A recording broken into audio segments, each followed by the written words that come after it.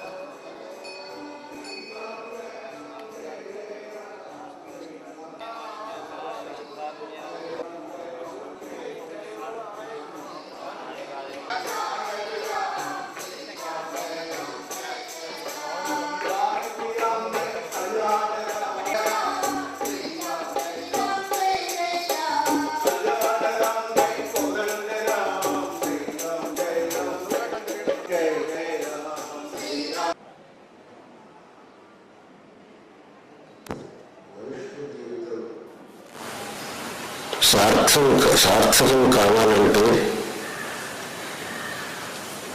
భగవత్ సేవ మన జీవితంలో జరగాలి.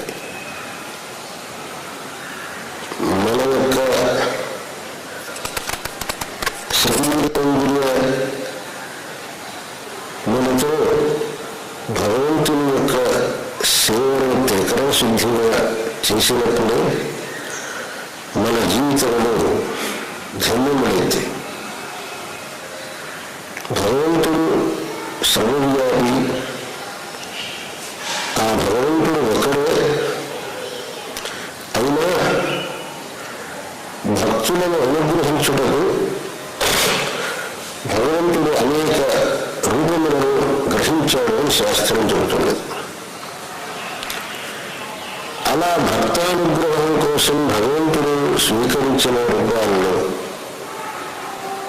శ్రీరామావతారం చాలా విశిష్టమైనటువంటిది. భగవంతుడు మిగిలిన అవతారాల్లో దుష్ట సంహారం, శిష్ట పరిపాలనం చేశాడు. రామావతారంలో విశేషం ఏంటంటే ఆ దుష్ట సంహారం, శిష్ట పరిపాలనం మాత్రమే కాకుండా స్వయంగా ధర్మాన్ని ఆచరించి చూపాడు. ప్రతి ఒక్కడికి శ్రీరామచంద్రుడు ఆదర్శ మూర్తి అయినాడు. ఆ శ్రీరామచంద్రుడి యొక్క గుణగణాన్ని వర్ణించడం ఎవరికీ శక్యం కాదు. అటువంటి సమస్త సద్గుణమూర్తి అయినటువంటి ఆ శ్రీరామచంద్రుడు సమస్త మానవాళికి ఉపాస్యుడు, ఆరాధనీయుడు, ఆదర్శ పురుషుడు అని ఉన్నాడు. శ్రీరామచంద్రుని యొక్క పవిత్ర చరిత్రను వాల్మీకి మహర్షి శ్రీమద్ రామాయణంలో తెలియజేశారు. వేదవేద్యే పరేపుంసి జాతే దశరథాత్మన వేద ప్రాచేదసాదాసీత్ సాక్షాత్ రామాయణాత్మన అని అన్నారు.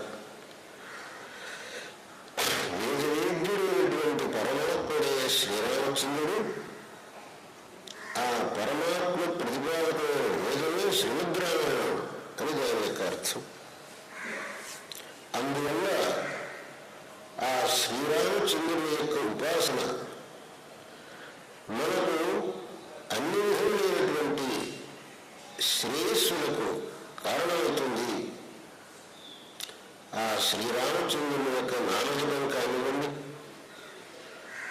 ఆ శ్రీరామచంద్రుని పూజ కానివ్వండి, శ్రీమద్రామాయణ పారాయణం కానివ్వండి, ఆ శ్రీమద్రామాయణ కథా ప్రవచనం కానివ్వండి, తశ్రవణం కానివ్వండి, ఇవన్నీ కూడా అపరిమితమైనటువంటి శ్రేయస్ప్రదమైన కార్యములు. ఇటువంటి కార్యములను జరిపించడం, ఆ జరిపించిన వాళ్లకు, దాంట్లో పాలు పంచుకున్న వాళ్లకు అందరికీ సకల సుఖప్రదం, మంగళప్రదం అవుతుంది. గుంటూరులో పోలిశెట్టి శ్రీహరిప్రసాదరావు గారు శ్రీమద్ రామాయణ మహాయజ్ఞం ఒక మండల కాలం జరిపించనున్నారనే విషయం అందరికీ ప్రమోదాస్పదమైంది. ఈ సమయంలో 108 మంది శ్రీమద్ రామాయణ పారాయణ చేయడం, శ్రీమద్ రామాయణ ప్రవచనాలు, రామనామ లేఖనం, శ్రీరాముల వారికి కళ్యాణోత్సవాలు జరిపించడం, రాముల వారికి 1,00,000 తులసి పూజలు, మిగులుగా శ్రీరామచంద్రుడికి ఏ విధంగా మనం కైంకర్యం చేయడానికి వీలవుతుందో ఆ అన్ని విధములైనటువంటి సేవలు ఈ సందర్భంలో చేయనున్నారనే విషయం అత్యంత హర్షప్రదంగా ఉంది. దీంట్లో అనేక మంది విద్వాంసులు పాల్గొంటారు, అనేక మంది వైదికులు పాల్గొంటారు, అనేక మంది ఈ సేవలో తమ యొక్క కైంకర్యాన్ని అందజేస్తారు, అనేక మంది ఈ పవిత్రమైన కార్యక్రమాన్ని తిలకించి ధన్యులవుతారు. వీళ్ళందరికీ ఆ శ్రీరామచంద్రమూర్తి సర్వవిధంగా అనుగ్రహించుగాక. శ్రీహరి ప్రసాదరావు గారు నడిపించే ఈ కార్యక్రమం అత్యంత వైభవంగా జరిగి సకల సన్మంగళములను అందరికీ అందించే విధంగా సకల జన ఆనందకరంగా అవుగాక అని ఆశీర్వదిస్తున్నాను.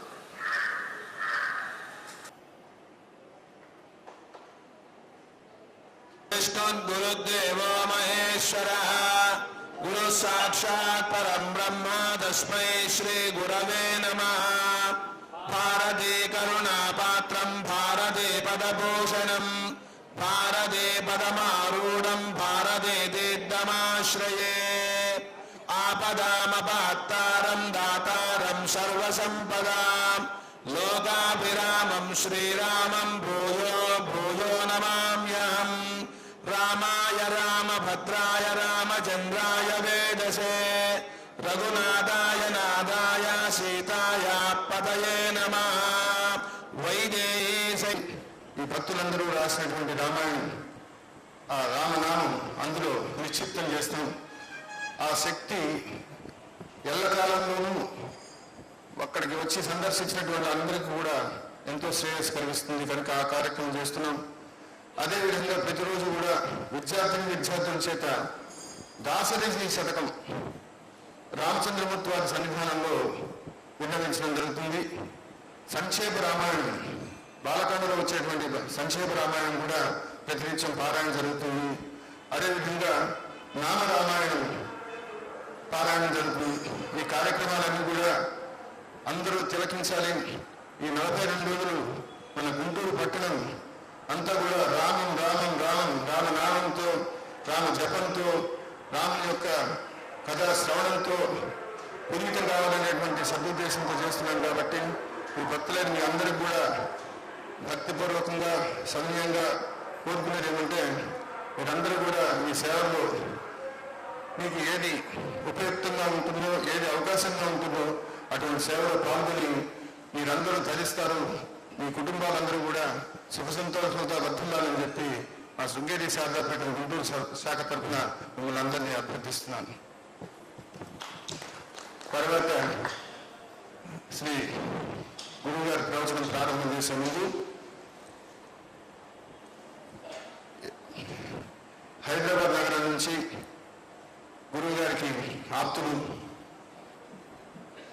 వారు ఎక్కడ ప్రవచనాలు చేస్తున్నా ఏమాత్రం అవకాశం ఉన్నా తప్పకుండా దాంట్లో పాల్గొనేటువంటి మహానుభావులు శ్రీ విజయ్ కుమార్ గారు ఇక్కడ వచ్చినారు. వారిని శ్రీ పూజ్య గురువులు చాగంటి కోటేశ్వర గారి పుష్పమాలార్పణ చేయవలసిందిగా కోరుకుంటున్నాను.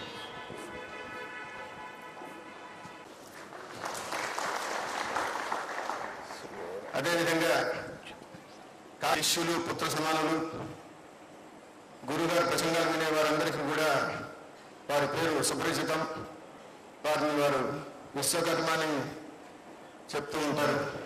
అయ్యప్ప స్వామివారి దేవస్థానంలో జరిగేటువంటి క్రతువులు, ఆ కార్యక్రమాలు చూడాల్సిందే కానీ చెప్పనలేవి కాదు. అటువంటి వాటిని చక్కగా నిర్వహిస్తూ కాకినాడ పట్టణానికి నేను మొట్టమొదటి గురువు గారు ఇక్కడికి వచ్చినప్పుడే చెప్పాను, మోక్ష దాయకుని 7 క్షేత్రాలు చెప్తారు, ఈ 8వ క్షేత్రంగా కాకినాడ చేర్చాలని. అటువంటి మహానుభావుడు శ్రీ గోపాలకృష్ణమూర్తి గారు ఎక్కున్నారు. వారిని కూడా పూజ్య గురువుని పుష్పమాలార్పణ చేయవలసిందిగా కోరుకుంటున్నారు.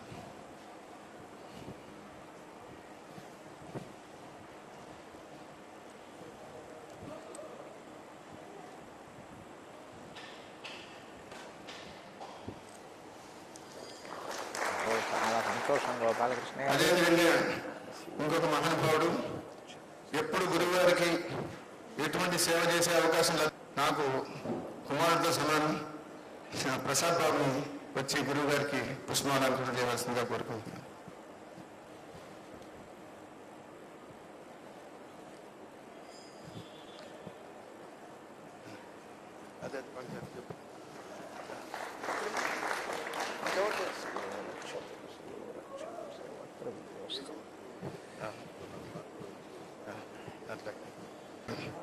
వరలక్ష్మి గారు క్షమించారు, లక్ష్మి గారినే తెలుసు. సంతోషం అమ్మా. అదేవిధంగా ఇక్కడ జరిగేటువంటి కార్యక్రమాలన్నింటిలో కూడా మాకు చిరుగడు వాడలుగా ఉండేటువంటి మా మిత్రుడు తూరుకొండ జగన్మోహన్ రావు, వారిని కూడా వచ్చి పూజ్య గురువు శ్రీ కోటేశ్వరరావు గారి పుష్పమాలార్పణ చేయవలసిందిగా కోరుకుంటున్నాను. అయ్యయ్యో చాలా సంతోషం అమ్మా. అలాగే ప్రసాద్ అలాగే లేదు, ఇప్పటికి దాదాపు 1 కోటి మంది ఆ వెబ్సైట్ విజిట్ చేశారు. ఒక స్పిరిచువల్ వెబ్సైట్ ని అంతమంది అంత తక్కువ కాలంలో చూశారు. గురువు గారిని పుష్పమాలార్పణ చేయవలసిందిగా కోరుకుంటున్నాను. చాలా సంతోషం శ్రీహరిరావు గారు, చాలా సంతోషం.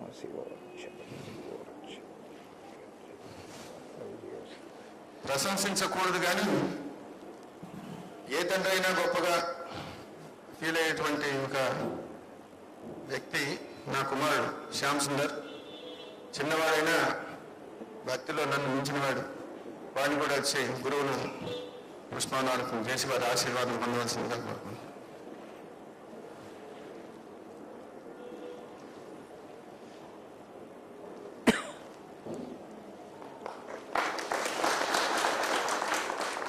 ఆయుష్మాన్ భవ శివో రక్షతు సర్వత్ర విజయోస్తు సంకల్పిత కార్యేణ నిర్విఘ్నేన పరిసమాప్తి సిద్ధిరస్తు. మీరందరూ గురువుల వారి ప్రవచనం, వారి అమృత కృష్ణం శశివర్ణం చతుర్భుజం ప్రసన్నవదనం ధ్యాయేత్ సర్వవిఘ్నోపశాంతయేత్. గురుర్బ్రహ్మా గురుర్విష్ణుః గురుర్దేవో మహేశ్వరః గురుః సాక్షాత్ పరబ్రహ్మ తస్మై శ్రీగురవై నమః. వ్యాసాయ విష్ణురూపాయ వ్యాసరూపాయ విష్ణవే నమో వై బ్రహ్మనిధయే వాసిష్ఠాయ నమో నమః. కూజంతం రామ రామేతి మధురం మధురాక్షరం ఆరుహ్య కవితాశాఖాం వందే వాల్మీకికోకిలం. శృతిస్మృతిపురాణానాం ఆలయం కరుణాలయం నమామి భగవత్పాదశంకరం లోకశంకరం. సదాశివసమారంభాం శంకరాచార్యమధ్యమాం అస్మదాచార్యపర్యంతాం వందే గురుపరంపరాం. వాగర్ధావివ సంపృక్తౌ వాగర్ధ ప్రతిపత్తయే జగతః పితరౌ వందే పార్వతీ పరమేశ్వరౌ. సూక్తిం సమగ్రైతిన స్వయమేవ లక్ష్మీ శ్రీరంగరాజమహిషీ మధురైః కటాక్షైః వైదగ్ధ్యవర్ణకునకుంభనగౌరవైర్యాం కండూలకర్ణకుహరాः కవయోధయంతి. హైమోర్ధ్వపుండ్రమజహన్మకుటం సునాసం మందస్మితం మకరకుండలచారుగండం బింబాధరం బహుళదీర్ఘకృపాకటాక్షం శ్రీవేంకటేశముఖమాత్మని సన్నిధత్తాం.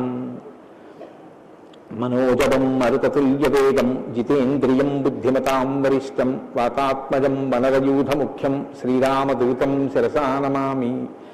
జయత్యతి బలో రామో లక్ష్మణశ్చ మహాబలః రాజారీతి సుగ్రీవో రాఘవేణాభిపాలితః దాసోహం కోసలేంద్రస్య రామస్యాక్లిష్టకర్మణః హనుమాన్ శత్రుసైన్యానాం నిహంతా మారుతాత్మజః నరావలసహస్రం మే యుద్ధే ప్రతిఫలం భవేత్ శిలాభిస్తు ప్రహరతః పావకైశ్చ సహస్రశః అర్పయిత్వా పురీం లంకాం అభివజ్యత మైథిలీం సమృద్ధార్థో గమిష్యామి విశతాం సర్వరక్షసాం ధర్మాత్మా సత్యసంధశ్చ రామో దశరథిర్యది పౌరుషే చ ప్రతిద్వంద్వశరైరం జహిరావినం ఆపదామపహర్తారం దాతారం సర్వసంపదాం లోకాభిరామం శ్రీరామం భూయో భూయో నమామ్యహం. శరజ్యోత్స్నాశుద్ధాం శశీతజటాజూటముకుటాం వరత్రాసత్రాణస్ఫటికఘటికా పుస్తకకరాం సకృన్నత్వా నత్వా కథవివసతాం సన్నిధదతే మధుక్షీరద్రాక్షా మధురిమధురీనాః ఫణితయః. హరి ఓం. పరమేశ్వర స్వరూపమైన సభకి నమస్కారం.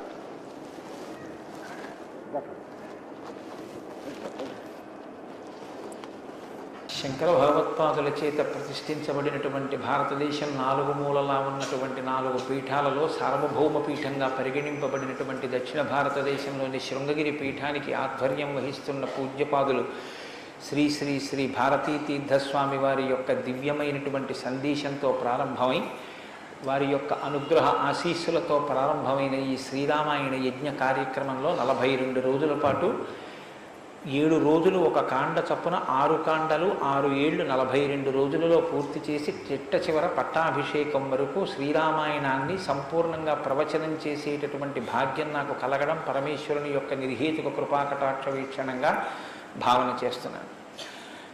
శ్రీరామాయణం నిజంగా శ్రీరామాయణం.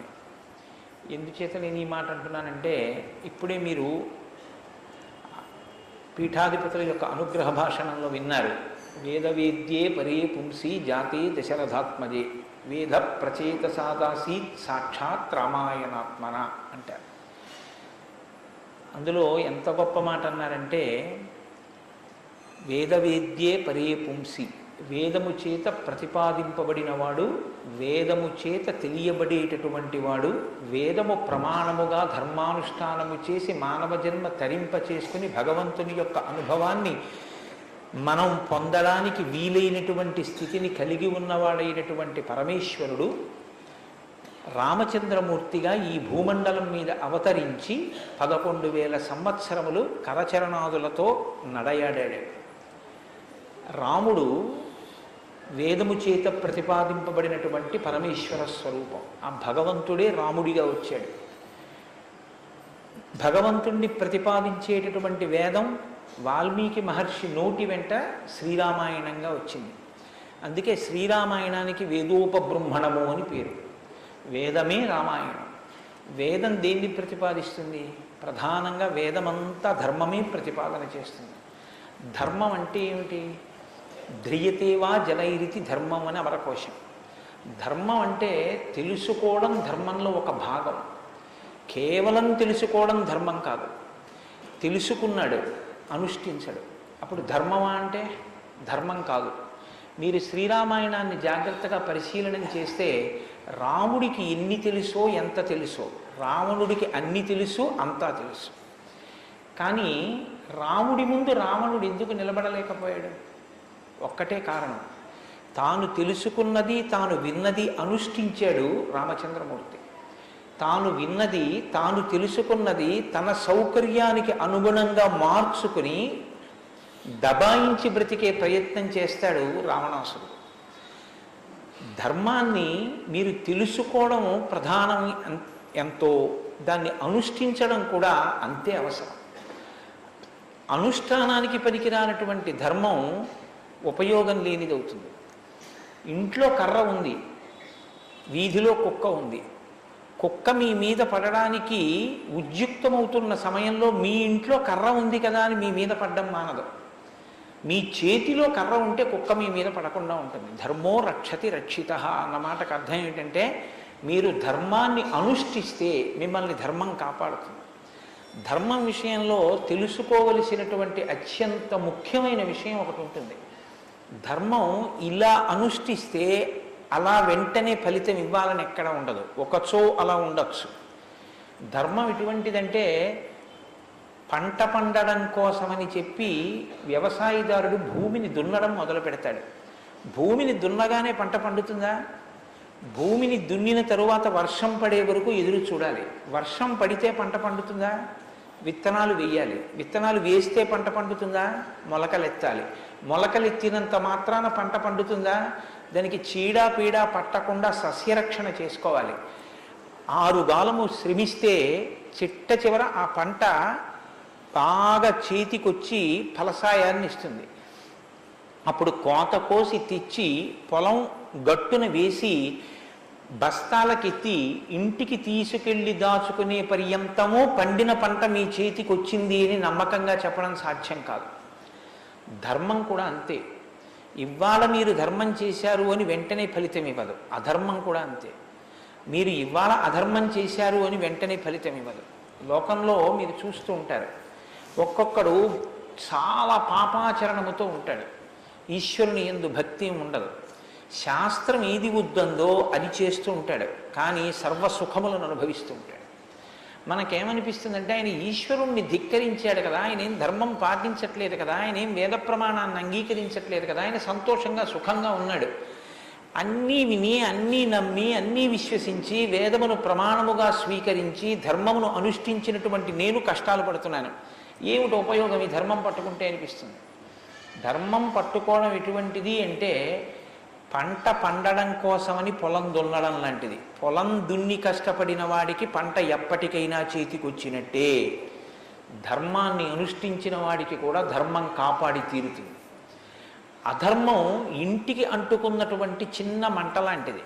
చిన్న మంటే కదా నన్ను ఏం చేస్తుందని పడుకున్న వాడికి చిట్ట చివర ఇల్లంతా ఎలా కాలిపోతుందో, అధర్మంలో మనం ఉన్నామని తెలుసుకుని అధర్మ పథంలోంచి బయటికి వచ్చే ప్రయత్నం చేయకపోతే చిట్ట చివరికి జరిగేటటువంటి పరిణామం కూడా అలాగే ఉంటుంది. కాంచన లంక ఉంది, అంత బలగం ఉంది, అంత గొప్ప సుఖాలు అనుభవించాడు, 10 తలకాయలున్నాయి, గొప్ప తపస్సు ఉంది, ఈశ్వరుడి యొక్క అనుగ్రహాన్ని పొందాడు, పరమేశ్వరుణ్ణి సాకారంగా దర్శనం చేశాడు, పుష్పక విమానం ఎక్కి ప్రపంచమంతా తిరిగాడు. చిట్ట చివరికి ఏమయ్యాడు? అధర్మాన్ని పట్టుకున్నందుకు కడుపున పుట్టినటువంటి బిడ్డల దగ్గర నుండి భార్య చిట్ట చివర ఏడుస్తూ యుద్ధభూమిలోకి వచ్చి నువ్వు అధర్మాన్ని పాటించడం వల్లే ఇటువంటి చావు చచ్చావని మండోదరి గుండెలు బాదుకుని ఏడ్చేటటువంటి స్థితిని రావణుడు పొందాడు. ప్రతి క్షణం ధర్మాన్ని అనుష్ఠించాడు. ఎంత ఓపికగా అనుష్ఠించాడంటే ఎన్ని కష్టాలైనా రాని ఆయనకి కావలసింది మాత్రం ఒక్కటే, ధర్మం. ధర్మమా సుఖమా, ధర్మమా కష్టమా, ధర్మమా ప్రయోజనమా, ధర్మమా అడ్డదారా, ధర్మమా కోరిక తీరడమా, మీరు పక్కన ఏవి పెట్టి చూడండి, శ్రీరామచంద్రమూర్తి జీవితం అంతా ఒకటి, ధర్మమే. వాళ్ళన్నాడు, సుగ్రీవుడితో ఎందుకు స్నేహం చేశావు? నాతో స్నేహం చేస్తే రావణాసురుణ్ణి నిగ్రహించి నీ భార్యని వెంటనే ఇప్పిద్దును. ఎందుకు సుగ్రీవుడితో స్నేహం చేశావని అడిగాడు. నాకు కావలసింది ధర్మం. అధర్మాన్ని పాటించేటటువంటి నీతోటి స్నేహం వల్ల నా భార్యని తెచ్చుకోవడం నాకు అక్కర్లేదు, అందుకు నిన్ను నిగ్రహించానన్నాడు. తండ్రి మరణించాడు, చెక్కు చెదరలేదు. భార్యను అపహరించారు, చెక్కు చెదరలేదు. రాజ్యం పోయింది, చెక్కు చెదరలేదు. జటాయువు మరణించాడు, చెక్కు చెదరలేదు. ఇలా కాదన్నయ్య, ఈ మార్గాన్ని విడిచిపెట్టి ఇలా వెళ్ళన్నాడు. తోడ పుట్టినటువంటి లక్ష్మణమూర్తి నాకు వద్దన్నాడు. కన్న తల్లి కౌసల్య అంది, నీ తండ్రి ఇటువంటి దురాత్ముడు కాబట్టి నన్ను కూడా నీతో తీసుకెళ్ళండి. వద్దమ్మా, ధర్మం ప్రధానం అన్నాడు. ఎన్ని పర్యాయాలు ఆయన మాట్లాడితే ధర్మం ధర్మం ధర్మం. అయితే ఇక్కడ మీరు ఒక మాట గమనించవలసి ఉంటుంది. ధర్మం అంటే ఏది ధర్మం? కోటేశ్వరరావు గారు చెప్తే ధర్మం అవుతుందా? లేకపోతే ఎవరో నేను ఇది చెప్తానండి ఇది ధర్మం అంటే అవుతుందా? మనం చెప్తే ధర్మం అవదు, వేదం చెప్తే ధర్మం అవుతుంది. వేదం ఏది చెప్పిందో అది ధర్మం. వేదమునకు వ్యతిరేకముగా చెప్పనటువంటి స్మృతి చెప్పినది ధర్మం. వేదమునకు వ్యతిరేకంగా చెప్పని స్మృతి చెప్పిన మాట పాటించిన వాడిది ధర్మం. ఆ ధర్మం ఎవడు పట్టుకుంటాడో వాడే శ్రీరాముడు. ఆ ధర్మాన్ని ఎవడు పట్టుకుంటాడో వాడు అంతిమంగా పొందేది ఏదంటే విజయమే. 11,000 సంవత్సరములు ఈ భూమండలాన్ని పరిపాలించినటువంటి రామచంద్రమూర్తి పడనటువంటి కష్టం లేదు. ఇన్ని కష్టాలు పడుతున్నా ఆయన ఇతరులకు సుఖాన్ని ఇచ్చాడు, ఇతరులకు ఆనందం ఇచ్చాడు, ఇతరులకు సంతోషం ఇచ్చాడు తప్ప నేనింత కష్టంలో ఉన్నాను మీరు ఎందుకు నవ్వాలని ఆయన ఎన్నడూ అడగలేదు. అందుకే రాముడు యోగి అన్నారు పెద్దలు. యోగి అంటే పైన ఎన్ని కష్టాలైనా రావచ్చు, కానీ లోపల మాత్రం తాను నిర్వికారంగా ఉంటాడు. అందుకే పుట్టినది కూడా నవమి తిథి నాడు పుట్టాడు మహానుభావుడు. 9 అంకెకున్న గొప్పతనం చూడండి. మీరు ఎంత పెట్టి 9ని హెచ్చ వేయండి మళ్ళీ 9గా మారుతూ ఉంటుంది. 9 ఒకట్ల 9, 9 2 18, 8 1 9, 9 3 27, 7 2 9, 9 4 36, 6 3 9, 9 5 45, 5 4 9. ఏం చేసినా మళ్ళీ 9 అవుతూ ఉంటుంది. ఎన్ని కష్టాలు బయట రానివ్వండి, ఎన్ని వైక్లభ్యాలు కలగనివ్వండి, లోపల మాత్రం రాముడు ఎప్పుడూ ధర్మాన్నే పట్టుకొని ఉంటాడు. ధర్మాన్ని పట్టుకోవడం అంటే రాముడు రామాయణంలో మాట్లాడింది మీరు గమనించాలి. ఎప్పుడైనా రామాయణం చదవడం, రామాయణం వినడం అంటే ఒక్క పర్యాయం అని మీరు అనుకోకండి. రామాయణాన్ని బహుకోణాలలో చదవండి. రాముడు మాట్లాడితే అని రామాయణం చదవండి ఒకసారి. రాముడు ఎప్పుడు నేను ఇలా చెప్తాను అని అనడు. రాముడు ఎప్పుడు చెప్పినా ఎలా చెప్తాడంటే ఋషులు ఇలా చెప్పారంటాడు, పెద్దలు ఇలా చెప్పారంటాడు, శాస్త్రం ఇలా చెప్పిందంటాడు తప్ప నేను ఇలా చెప్తానన్నాడు రాముడు. తన నిర్ణయం కాదు, తాను ఏది చెప్పాలో కాదు, శాస్త్రం ఏం చెప్పిందో చెప్తాడు, ఋషులు ఏం చెప్పారో చెప్తాడు, పెద్దలు ఏం చెప్పారో చెప్తాడు, తాను ఎందుకు ధర్మాన్ని అనుష్ఠిస్తున్నానో చెప్తాడు. తన జీవితాన్ని ఆదర్శవంతంగా తీసుకొచ్చి మనుష్య జాతికంతటికి ఫలంగా అందించాడు. అటువంటి ధర్మాత్ముడైనటువంటి రామచంద్రమూర్తి మనుష్యుడిగా అవతారాన్ని స్వీకరించి ఉండకపోతే అసలు మనుష్యుని యొక్క జన్మ ప్రయోజనం ఇంత గొప్పవాడా మనిషి అన్న విషయమే లోకానికి అర్థమయ్యుండేది కాదు. ఎందుకంటే మీరు ఒక విషయాన్ని జాగ్రత్తగా గమనించండి. రామావతార స్వీకారానికి ముందరే రామనామం లోకంలో ఉంది. రామావతారానికి ముందు రామనామం లేకపోతే వాల్మీకి మహర్షికి రామనామాన్ని ఎలాగా ఉపదేశం చేశారు ఋషులు? ఆయనకి ఉపదేశం చేసిన తరువాత కదా రామచంద్రమూర్తి అవతారం వచ్చింది. ఆయన వాల్మీకిగా మారిన తరువాత కదా రాముడు పుట్టింది. కాబట్టి రామ అన్న నామం సాక్షాత్తు ఈశ్వరుడి యొక్క నామం. అది రమయతీతి రామ, లోకులనందరినీ రమింపచేసేటటువంటి నామం. అంతటి మహోత్కృష్టమైనటువంటి శీల సంపద కలిగినటువంటి వాడు రామచంద్రమూర్తి. అందుకే రామాయణాన్ని, రామచంద్రమూర్తిని ఎంతకాలం మనుష్య జాతి ఆరాధన చేస్తుందో అంతకాలం మానవత్వం బ్రతికుంటుంది.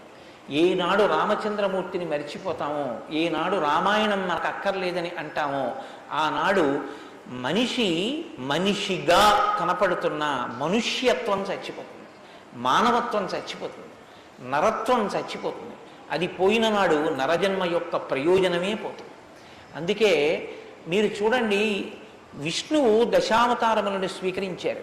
వేదోద్ధారణ, మందరాభరణ, పృథ్వీధర్మ నిర్మాణ, ప్రహ్లాదత్రాణ, బలిప్రతారణ, నృపాహంకార నిర్వాపన, వైదేహీరమణ, ధనంజయ జయ వ్యాపార పారీణ, క్షోణీ దివ్యత్కరుణ, తమోహరణ, తండ్రి వెంకటేశ ప్రభో.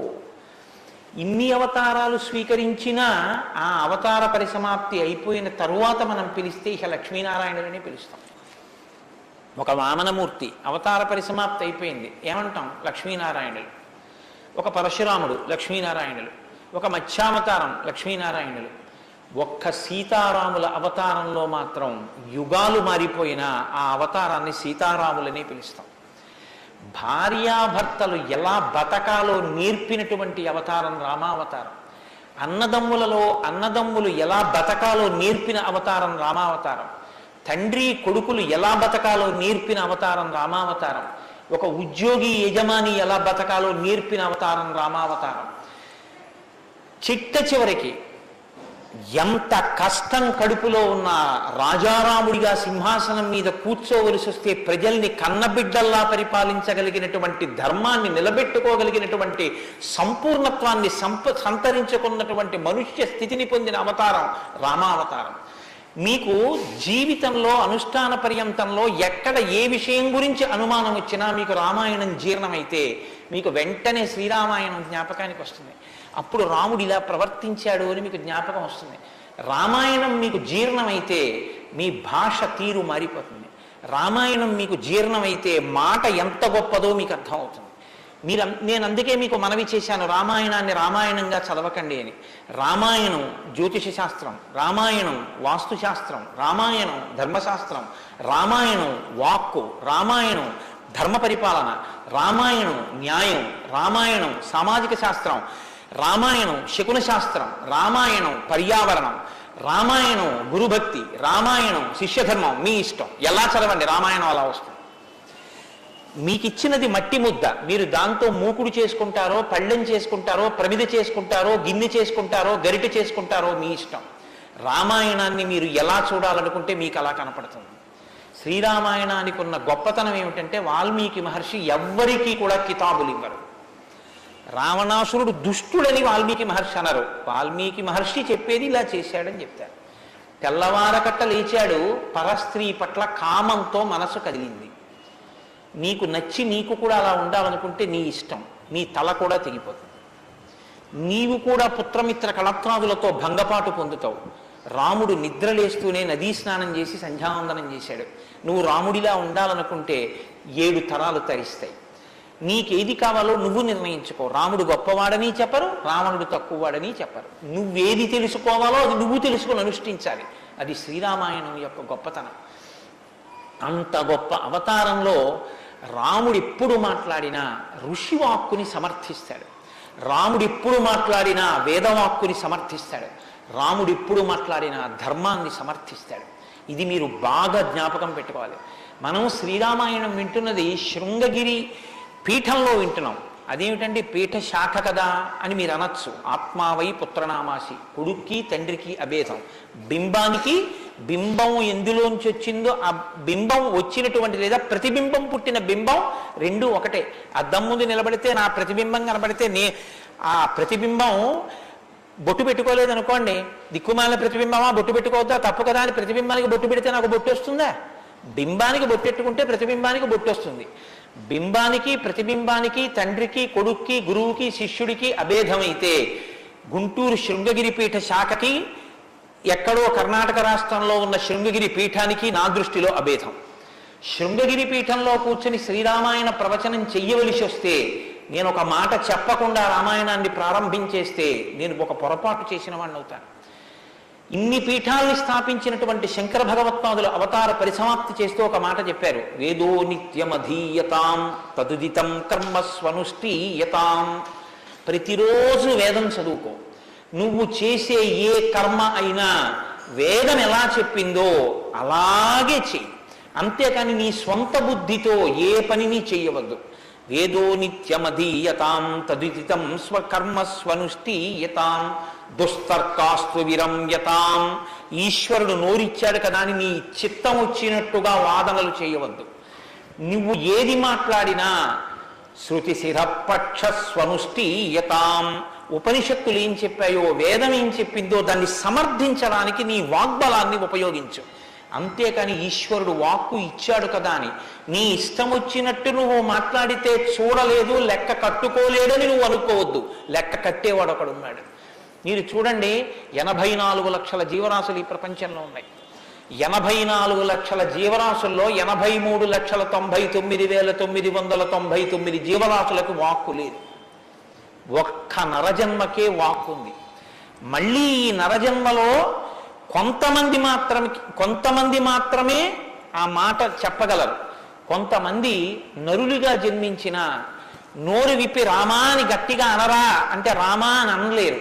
అది వారి దురదృష్టం. కానీ మనం భగవన్నామమును పలకగలం. భగవన్నామం పలికి తరించగలిగినటువంటి భాగ్యం మనకుంది.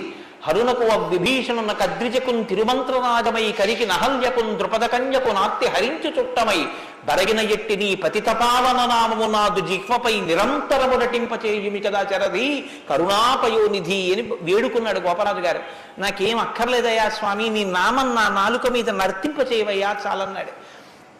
పవి పుష్పంబగు అగ్ని మంచగు నాకోపారం భూమిస్థలంబగు శత్రుండతిమిత్రుడవు విషము దివ్యాహారమౌనెన్నగా అవనీమండలి లోపలం శివ శివేచ్ఛాభాషణోల్లాసకిన్ శివ నీ నామము సర్వవస్యకరమౌ శ్రీకాళహస్తీశ్వర.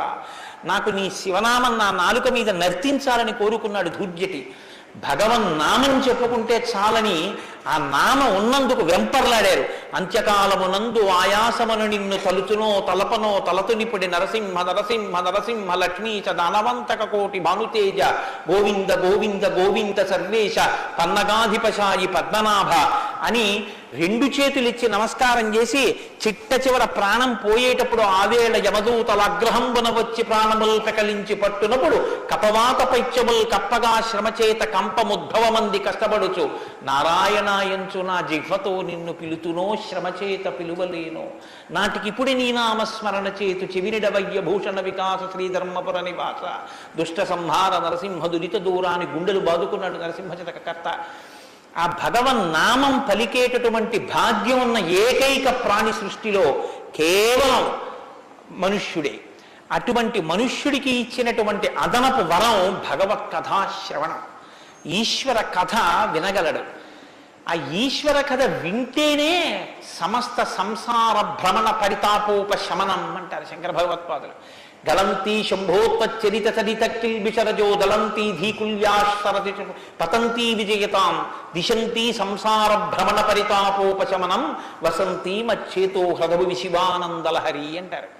సంసార భ్రమణ పరితాపోపశమన కారణమైనటువంటి భగవంతుని యొక్క కథాశ్రవణము చేసి నోటితో జుర్రుకున్నటువంటి పదార్థాలు సప్తధాతువులతో నిర్మింపబడిన ఈ దేహాన్ని పోషిస్తే భగవంతుని యొక్క కథని చెవులతో జుర్రుకున్నటువంటి వాడు మళ్ళీ పుట్టవలసిన అవసరం లేకుండా పునరపి జననం పునరపి మరణం పునరపి జనని జఠరే చయనం ఇహ సంసారే బహుదుస్తారే కృపయాపారే పాహి మురారే అని ఆ భగవన్ నామామృతాన్ని చెవులలోంచి లోపలికి జుర్రుకున్నటువంటి వాడు పునరావృత్తి రహిత శాశ్వత శివ సాయుధ్య స్థితిని పొందగలుగుతున్నాడు.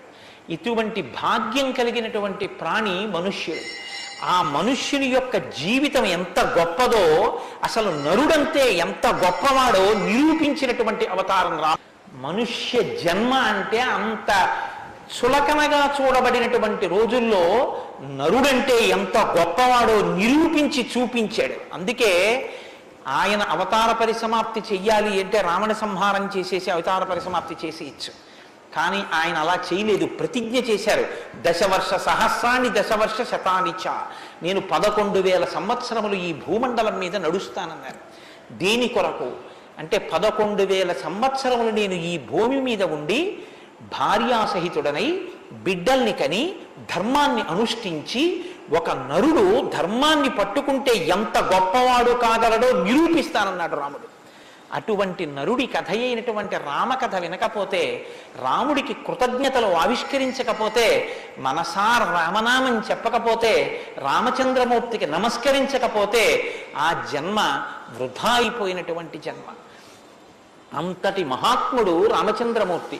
కాబట్టి వేదవేద్యే పరే పుంసీ జాతే దశరథాత్మజే వేద ప్రచేతసాదాసీత్ సాక్షాత్ రామాయణాత్మన.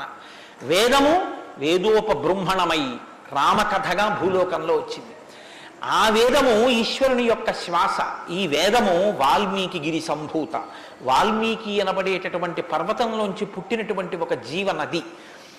వేదము మనం వెళ్ళి స్నానం చెయ్యాలి, మనం వెళ్ళి దర్శనం చెయ్యాలి. రామాయణము ప్రవహించి ఇంటింటి ముందు నుంచి వెళ్ళిపోయినటువంటి గంగ లాంటిది. దక్షిణామూర్తి వేదం, శంకరాచార్యుల వారు రామాయణం. దక్షిణామూర్తి ఎక్కడో ఒక్క చోట కూర్చుని ఉంటారు. సనక సనందనాదులు కూడా ఆయన కూర్చున్న చోటికే వెళ్ళి నమస్కారం చేసి జ్ఞానోపలబ్ధి పొందాలి. శంకరాచార్యుల వారు అలా కాదు. శంభోర్మూర్తిశ్చరతి భువనే శంకరాచార్య రూప. ఆ దక్షిణామూర్తి మౌనం విడిచిపెట్టి ఆసేతు హిమాచల పర్యంతం పాదచారి అయి 3 పర్యాయములు పర్యటించి వేద విరుద్ధమైన వాదనలు ఖండించి మళ్లీ వేద విరుద్ధమైన వాదనలు ఈ భారతదేశంలోకి ప్రవేశించకుండా కాపు పెట్టాలన్న ఉద్దేశ్యంతో తూర్పున జగన్నాథ్లో గోవర్ధన పీఠమో, పడమర ద్వారకలో కాళికాపీఠమో, ఉత్తరమున బద్రికాశ్రమములో జ్యోతిపీఠమో, దక్షిణమున శృంగగిరిలో శారదాపీఠమో 4 చోట్ల 4 పీఠములను కాపు పెట్టి గురు పరంపర నిరంతరము కొనసాగేటట్టుగా మనని అనుగ్రహించి వేద విరుద్ధమైన వాదనలు భారతదేశంలో ప్రవేశించకుండా రక్షించినటువంటి మహాపురుషుడైనటువంటి శంకర భగవత్పాదులు తానే ఆసేతు హిమాచలం పరిగెత్తించి ప్రతి ఇంటి ముందుకొచ్చి జ్ఞానబోధ చేసినట్టు రామాయణం అనేటటువంటి గంగ వాల్మీకి గిరిశంభూతయ్యి వాడలా ప్రవహించింది. రామకథ రామనామం తెలియనివాడు లోకంలో ఉండడు. ఏదైనా తెలియదేమో, రామకథ తెలియనివాడు రామనామం తెలియనివాడు లోకంలో ఉండడు. మంచికైనా రామనామం, చెడుకైనా రామనామం. ఏమయ్యా అంత పని చేసావా? రామరామ నేను చేస్తానండి అంటాడు. ఏదైనా చూడకూడదు చూస్తే రామరామ ఇలాంటిది చూశానేమండి అంటాడు. ఏదైనా మంచి జరిగితే రామరామ ఎంత మంచి మాట విన్నాను ఇవ్వాలంటాడు. భారతీయ సంస్కృతిలో రామనామం మమేకమైపోయింది. అటువంటి రామాయణం, అటువంటి రామనామం ధర్మానికి ఆలవాలం. ధర్మాన్ని వ్యతిరేకించడం కన్నా ఘోరమైన పాపం లోకంలో ఇంకోటి ఉండదు. ఇవాల్టి రోజున రామాయణం యొక్క ఆవశ్యకత మరీ ఎక్కువ. ఎందుచేతనో తెలుసా అండి? ఒకానొకప్పుడు ధర్మానికి వ్యతిరేకంగా మాట్లాడితేనే చాలా దోషం. అటువంటిది ఇవాళ ఏ స్థితి వచ్చేసిందంటే ధర్మాన్ని ధర్మము అని పేరు పెట్టి వ్యతిరేకంగా మాట్లాడితే బాగుండదని ధర్మానికి ఇంకొక పేరు పెట్టి వ్యతిరేకంగా మాట్లాడే రోజులు వచ్చాయి. ఒకడు ఆవుని చంపేయాలనుకున్నాడు. ఆవుని చంపేయండి అంటే మిగిలిన వాళ్ళు బుద్ధి ఉందా లేదా అంటారు. అందుకని ఆవుని ఇంకొక క్రూర మృగం పేరు పెట్టి పిలిచి చంపేయమన్నాడు వాడు. ఎంత గడుసరితనం చూడండి. ఈ పులిని చంపేయండి అన్నాడు. పులిని చంపేయండి అంటే చూడని వాడు ఏమనుకుంటాడు? పులిని చంపేస్తే తప్పేమిటి, వచ్చి ఊళ్ళ మీద పడిపోతుంది అనుకుంటాడు. అది పావుని చంపేయండి అన్నాడు. విన్నవాడు పావు అనుకున్నాడు, కనది ఆవు. ఆవుని చూపించి పావుని చంపేయండి అన్నాడు. వాడికి తెలియదా ఇది ఆవు అని? తెలుసు. మరి ఆవుని చంపేయండి అని ఎందుకండ అంటే ఆవుని చంపేయండి అంటే ఆవుని చంపడం ఏమిట్రా అంటారని పావుని చంపేయండి అన్నాడు తెలిసి. ధర్మాన్ని ఆచరించకండి అంటే జనం తిరగబడతారని మూఢ విశ్వాసాల జోలికి వెళ్ళకండి అంటున్నాడు. పేరు మార్చారు కానీ వ్యవస్థని ధర్మానికి దూరం చేస్తున్నారు. ఆ స్థితి నుంచి మనం రక్షింపబడాలంటే మనకున్న ఆధారం ఒక్కటే, శ్రీరామాయణాన్ని వినాలి, శ్రీరామాయణాన్ని బాగా తెలుసుకోవాలి, శ్రీరామాయణాన్ని తరచి తరచి గమనించాలి. రామాయణం మనకి తెలుసున్న రామకథే కదా అనుకోకండి. నేను మీకు యథార్థం మనవి చేస్తున్నాను. మీరు రామాయణాన్ని ఎన్ని మాటలు చదవండి, ఎన్ని మాటలు వినండి, మీకు రామాయణం కొత్త కోణంలో ప్రకాశిస్తుంది, రామాయణం కొత్త కోణంలో భాషిస్తుంది. అంత గొప్ప రామాయణం.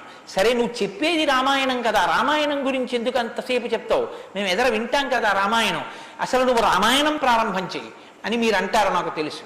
శ్రీరామాయణ ప్రారంభం ఎక్కడ జరిగింది అంటే తపస్వాధ్యాయ నిరతం తపస్వీ వాగ్విదాం వరం నారదం పరిపప్రచ్చర్ వాల్మీకి మునిపుంగవం అన్నారు. ఒకానొక నాడు వాల్మీకి మహర్షి తన ఆశ్రమంలో ఉన్నారు. నారద మహర్షి వచ్చారు.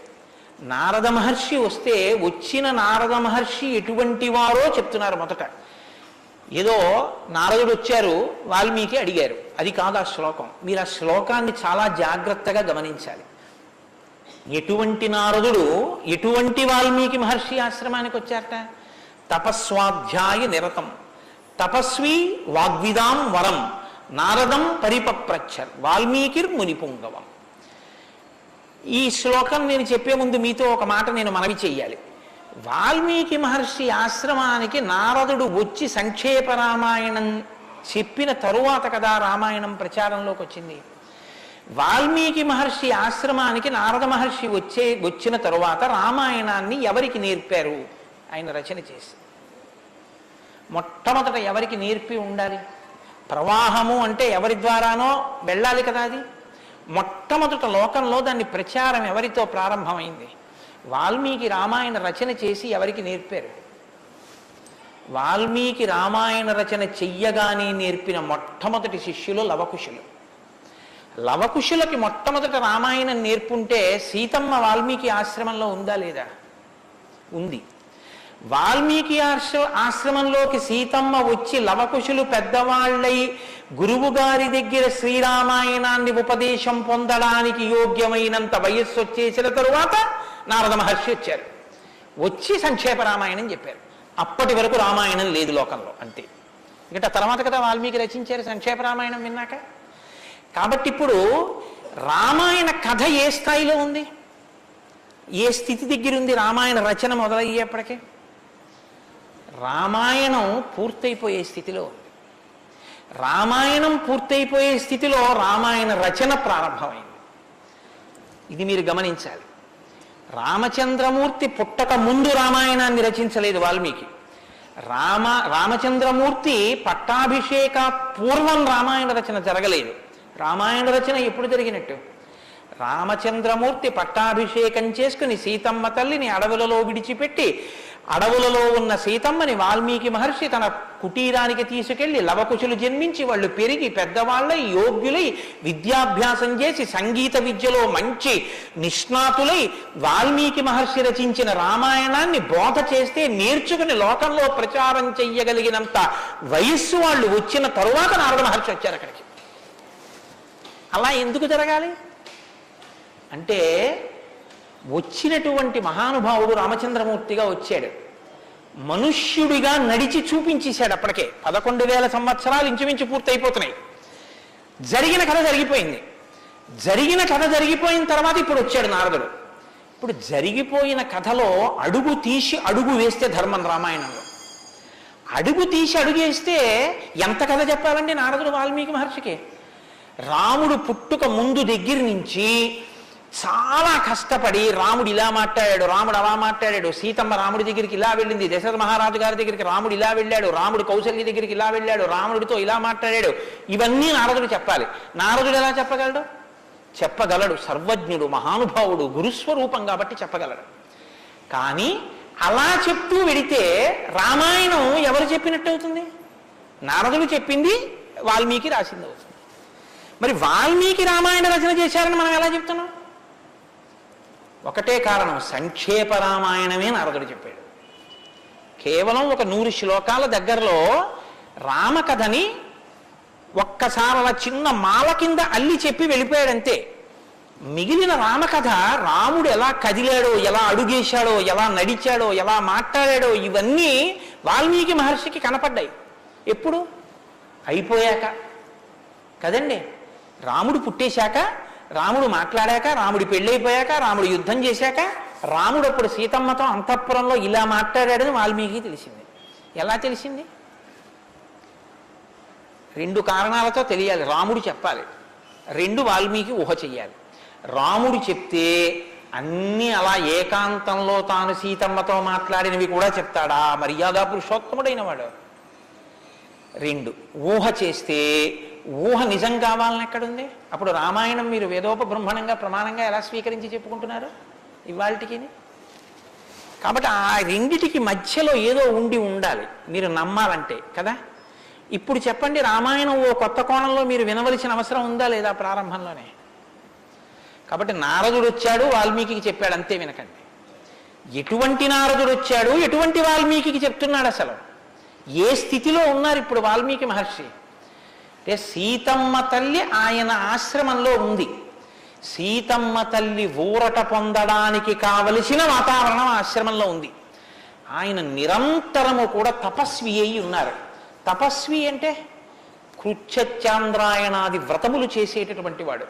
అంటే శుక్లపక్షంలో తిథులు పెరుగుతున్నప్పుడు ఒక్కొక్క ముద్ద పెంచుకుంటూ వెడతారు. పౌర్ణమికి పూర్తిగా భోజనం చేస్తారు. బహుళపక్షంలో ఒక్కొక్క ముద్ద తగ్గిస్తూ అమావాస్య వచ్చేటప్పటికి పూర్ణంగా ఆహారం విడిచిపెట్టేస్తారు. ఇలా విడిచిపెట్టి నిరంతరం వేదం చదువుకుంటూ వేదము చేత ప్రతిపాదింపబడిన పరమేశ్వర స్వరూపాన్ని ఇక్కడ అనుభవంలోకి తెచ్చుకునే ప్రయత్నం చేస్తారు. అహం బ్రహ్మాస్మి అంటే అది కదండి. శృంగగిరి పీఠానికి మహావాక్యం అహం బ్రహ్మాస్మి, నేనే ఈశ్వరుడును అన్న వాక్యాన్ని అనుభవపూర్వకం చేసుకోవాలి. దానికి వ్రతం అంతా, కర్మాచరణం. ఇప్పుడు ఈ కర్మాచరణం అంతా చేసి తపిస్తున్న వాల్మీకి దేని కొరకు తపిస్తున్నారు? బ్రహ్మముగా తనను తాను తెలుసుకొనుట కొరకు ప్రయత్నిస్తున్నారు. ఇప్పుడు యోగ్యమైన కాలం సిద్ధించింది. యోగ్యమైన కాలం సిద్ధిస్తే ఉపదేశం చెయ్యడానికి రావలసిన వాడు ఎవరు రావాలి?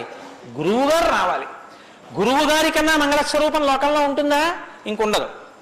అన్నిటికన్నా మంగళస్వరూపం ఏది అంటే గురువుగారే. గురువు గారి కన్నా గొప్పవాడు, గురువు గారి కన్నా అధికుడు లోకంలో ఉండడు. న గురురధికం న గురురధికం న గురురధికం ఇది శివశాసనత. గురువు కన్నా అధికుడి లోకంలో లేడు. మరి ఈశ్వరుడండి అని మీకు అనుమానం రావచ్చు. ఈశ్వరుడి కన్నా అధికుడు గురువే. ఎందువల్ల? అసలు గురువు లేకపోతే ఈశ్వరుడి యొక్క అస్తిత్వం ప్రకటనం కాదు.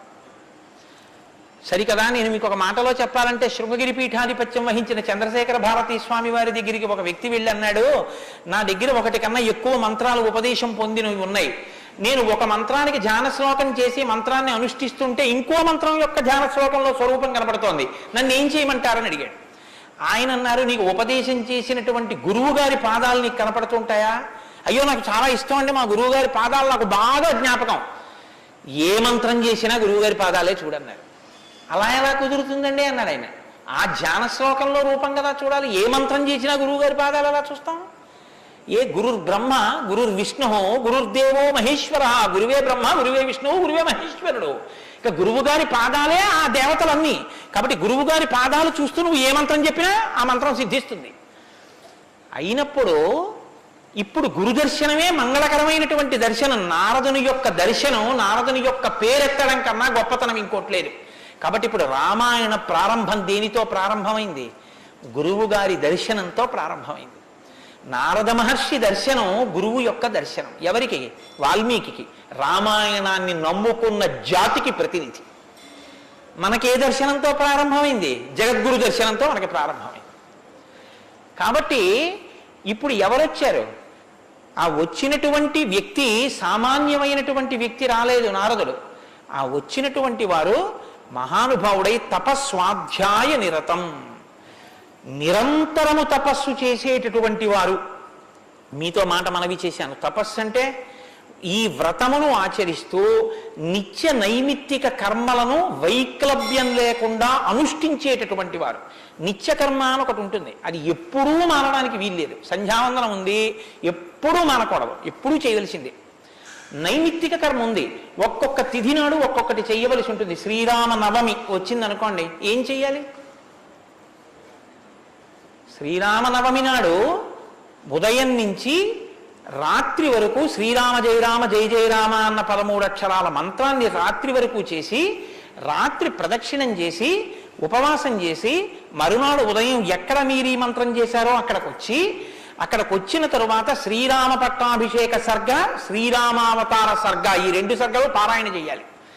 ఈ 2 పారాయణ చేసి, మొన్న శ్రీరామనవమి నాడు మేము కాకినాడలో అయ్యప్ప స్వామి దేవాలయంలో చేశాం. అవి ఈ 2 సర్గలు పారాయణ చేసి, తదనంతరం ముందు పేదలకి అన్నదానం నారాయణ సేవగా చేసి, తరువాత తాను ఆహారం స్వీకరించాలి. అది శ్రీరామనవమి నాడు చేయవలసినటువంటి విధానం. దీన్ని నైమిత్తిక తిథి ఆచరణము అంటారు. ఒక్కొక్క తిథి ఒక్కొక్కలా చెయ్యాలి.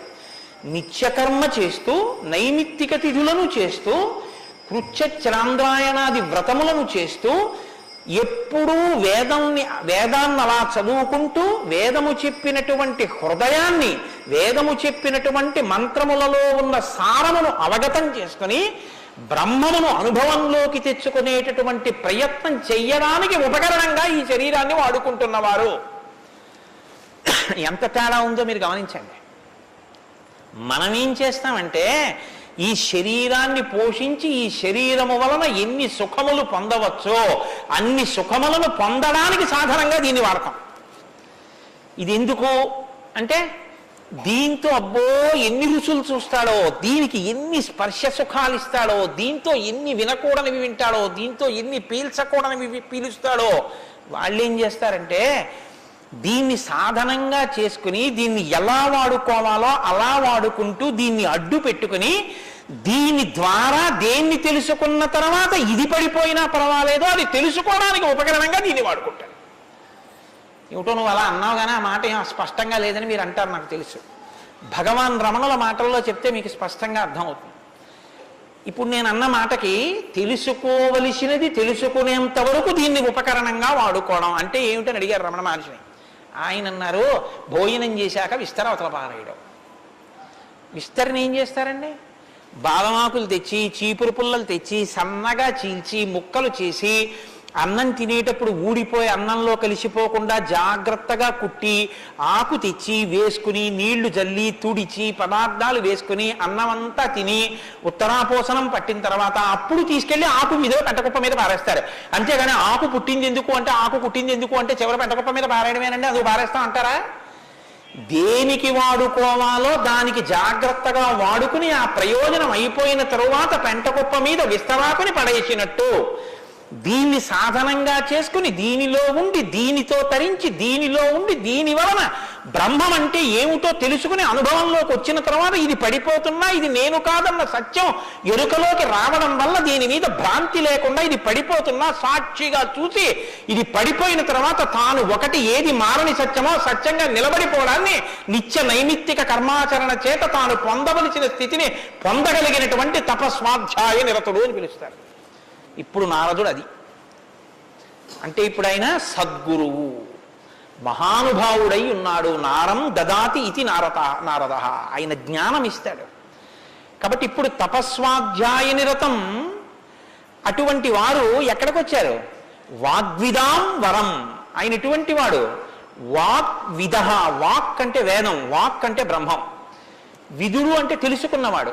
విద్దన్న ధాతువులోంచే వేదము అన్న మాట వచ్చింది. ఏది తెలుసుకున్న తర్వాత ఇంకొకటి తెలుసుకోక్కర్లేదో అది వేదం.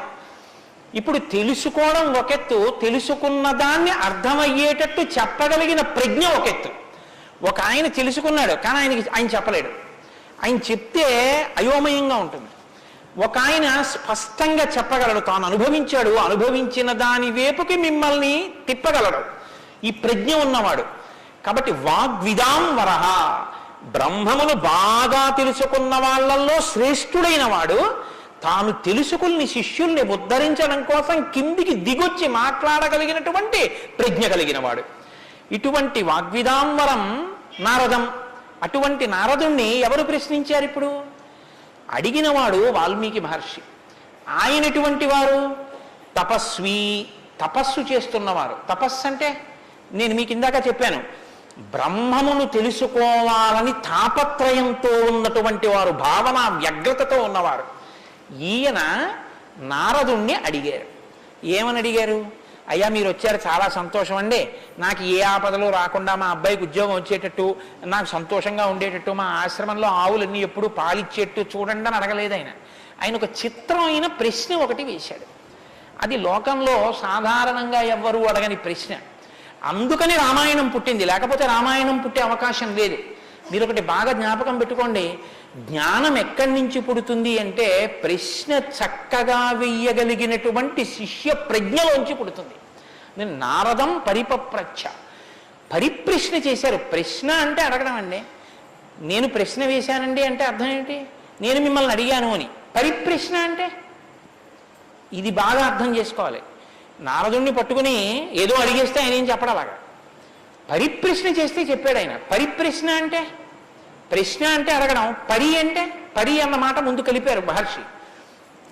పరి అంటే బాగా జ్ఞాపకం పెట్టుకోండి, ఇప్పుడు నేను ఎవరిని అడుగుతున్నానో ఆ మహానుభావుడు నోరు విప్పి చెప్పినటువంటి మాట త్రికాలముల యందు సత్యమే.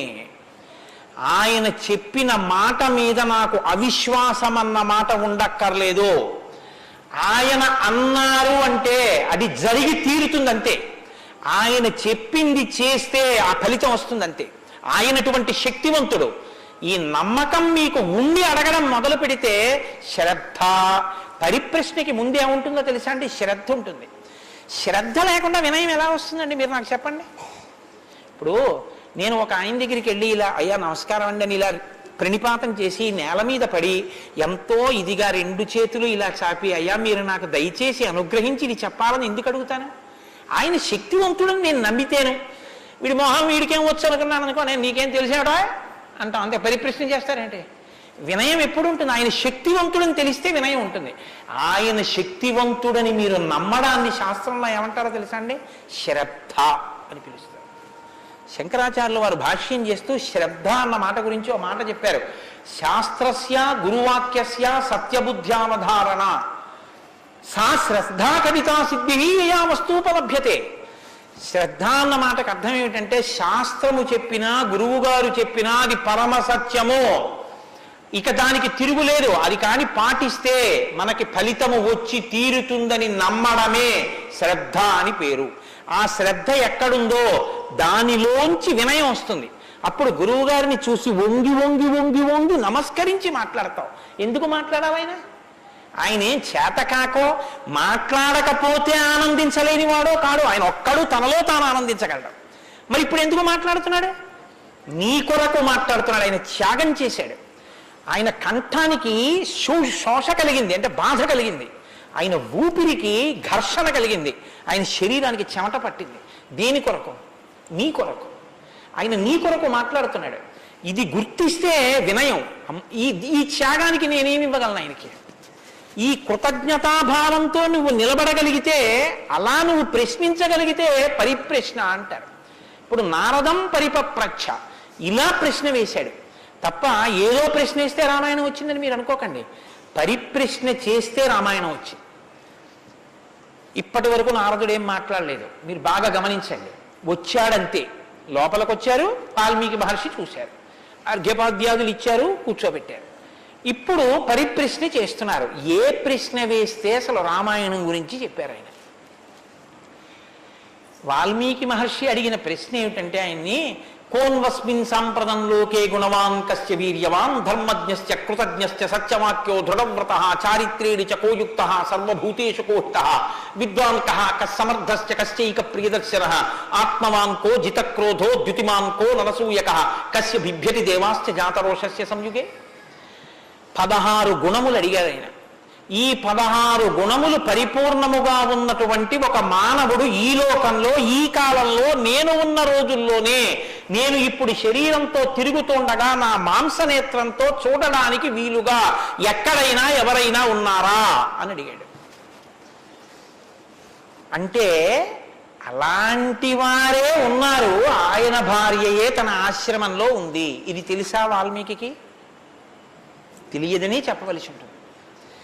మరి ఇప్పుడు ఎందుకు వచ్చింది ఈ ప్రశ్న ఆయన నోటి వెంట? అమ్మవారు వచ్చింది కాబట్టి వచ్చింది. అమ్మవారు ఎందుకు వచ్చింది? అసలు రహస్యం ఏమిటంటే, రామాయణం లోకానికి అందాలంటే సీతమ్మ యొక్క సేవాభాగ్యం వాల్మీకి లభించాలి. సీతమ్మ సేవాభాగ్యమే శారదాదేవి సేవాభాగ్యం. అది అందితే నోటి వెంట ఈ ప్రశ్న వచ్చింది. నోటి వెంట ఒక్క ప్రశ్న వస్తే యుగాలు మారిపోయినా మనుష్యుడిగా పుట్టిన ప్రతివాణ్ణి తరింపచేయగలిగిన ఒక ఆది కావ్యం ఆయన నోటి వెంట వచ్చింది. ఇది రావడానికి ముందు సీతమ్మ రావాలి. అందుకని ముందు సీతమ్మ వచ్చేసింది ఆశ్రమానికి. వచ్చి అక్కడ కూర్చుంది. ఆ రామాయణాన్ని ప్రచారం చెయ్యగలిగిన యోగ్యమైన శిష్యుల్ని కూడా సీతమ్మే వాల్మీకి ఇచ్చింది లవకుశల రూపంలో. ఇది వాల్మీకిని సీతమ్మ తరింపచేసిన తీరు మీరు జాగ్రత్తగా గమనించగలిగితే, వాల్మీకి తరించడానికి మొదటి కారణం సీతమ్మే. అందుకే ఆయన అన్నారు, నేను చెప్పిన రామాయణానికి పేరేమిటో తెలుసా? సీతాయాశ్చరితం మహత్ అన్నారు. అది సీతమ్మ చరిత్ర అన్నారు.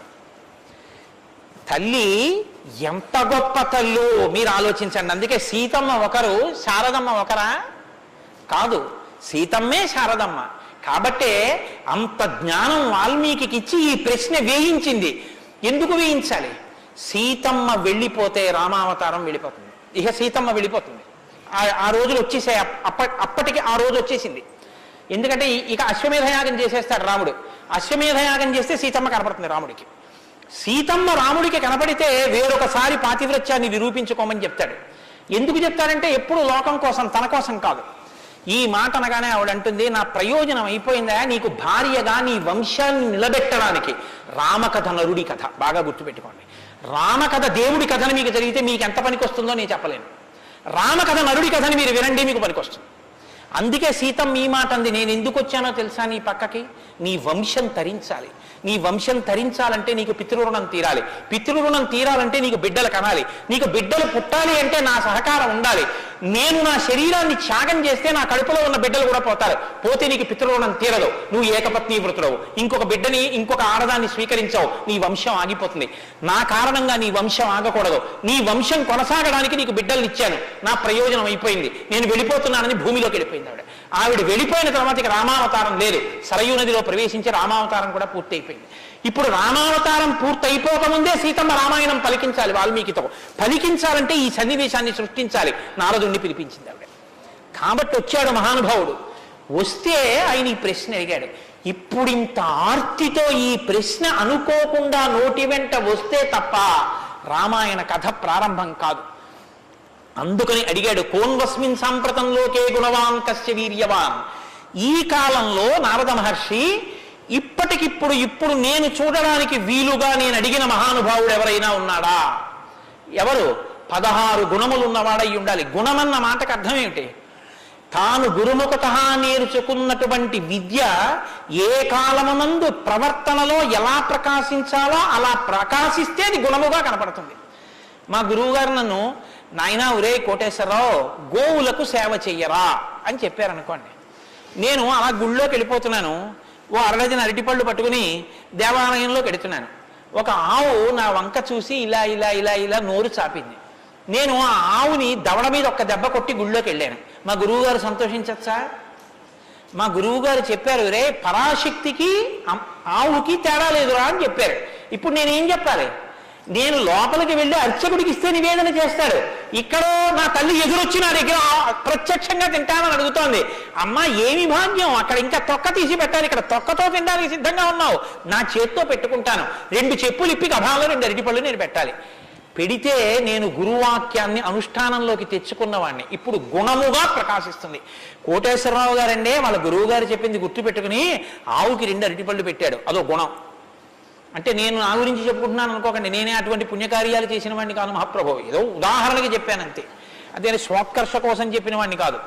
కాబట్టి గుణము అంటే విన్నది, చదువుకున్నది, ప్రవర్తనయందు ఆ సందర్భంలో ప్రకటనమైతే ప్రకాశిస్తే గుణం అవుతుంది. అలా ఉన్నాయా ఎవరికైనా? అలా ఉన్నవాడు ఉన్నాడా? గురువుగారి దగ్గర నేర్చుకున్నవి అనుష్ఠానంలోకి వచ్చేటప్పటికి గురువు ఏం చెప్పారో అలా ప్రవర్తించిన వాడు ఉన్నాడా? మీరు ఇలా వినండి రామాయణాన్ని. ఇంక తర్వాత కోన్వస్మిన్ సంప్రదంలోకే ఎప్పుడో కాదు వామనమూర్తి ఉన్నారు, నరసింహావతారం ఉందని చెప్పకు, ఇప్పుడు ఉన్నాడా? ఇది వాల్మీకి ప్రశ్న. కోన్వస్మిన్ సంప్రదంవాన్ కస్య వీర్యవాన్. వీర్యవాన్ అంటే వీర్యవంతుడు ఉన్నాడా? వీర్యవంతుడంటే ఎటువంటి యుద్ధం వచ్చినా చెక్కు చెదరకుండా తానుగా నిలబడి తనలో ఏ మార్పు లేకుండా బయట మార్పు తేగలిగిన వాడు, ఎంతమందినైనా పడగొట్టగలిగిన వాడు, అటువంటి వాడు ఉన్నాడా? ఉంటే వీర్యవాన్. కోన్వస్మిన్ సంప్రదంలోకే గుణవాన్ కస్య వీర్యవాన్ ధర్మజ్ఞశ్చ. ధర్మం తెలుసుకున్నవాడు ఉన్నాడా? ధర్మం తెలియడం అంటే మీరు బాగా గుర్తుపెట్టుకోండి, ధర్మం తెలియడం అంటే ఏమిటో తెలుసా అండి? అధర్మం కూడా తెలియడం. ధర్మమే తెలిస్తే పూర్ణత్వం కాదు. ధర్మం తెలియడం అంటే అధర్మం కూడా తెలియడం.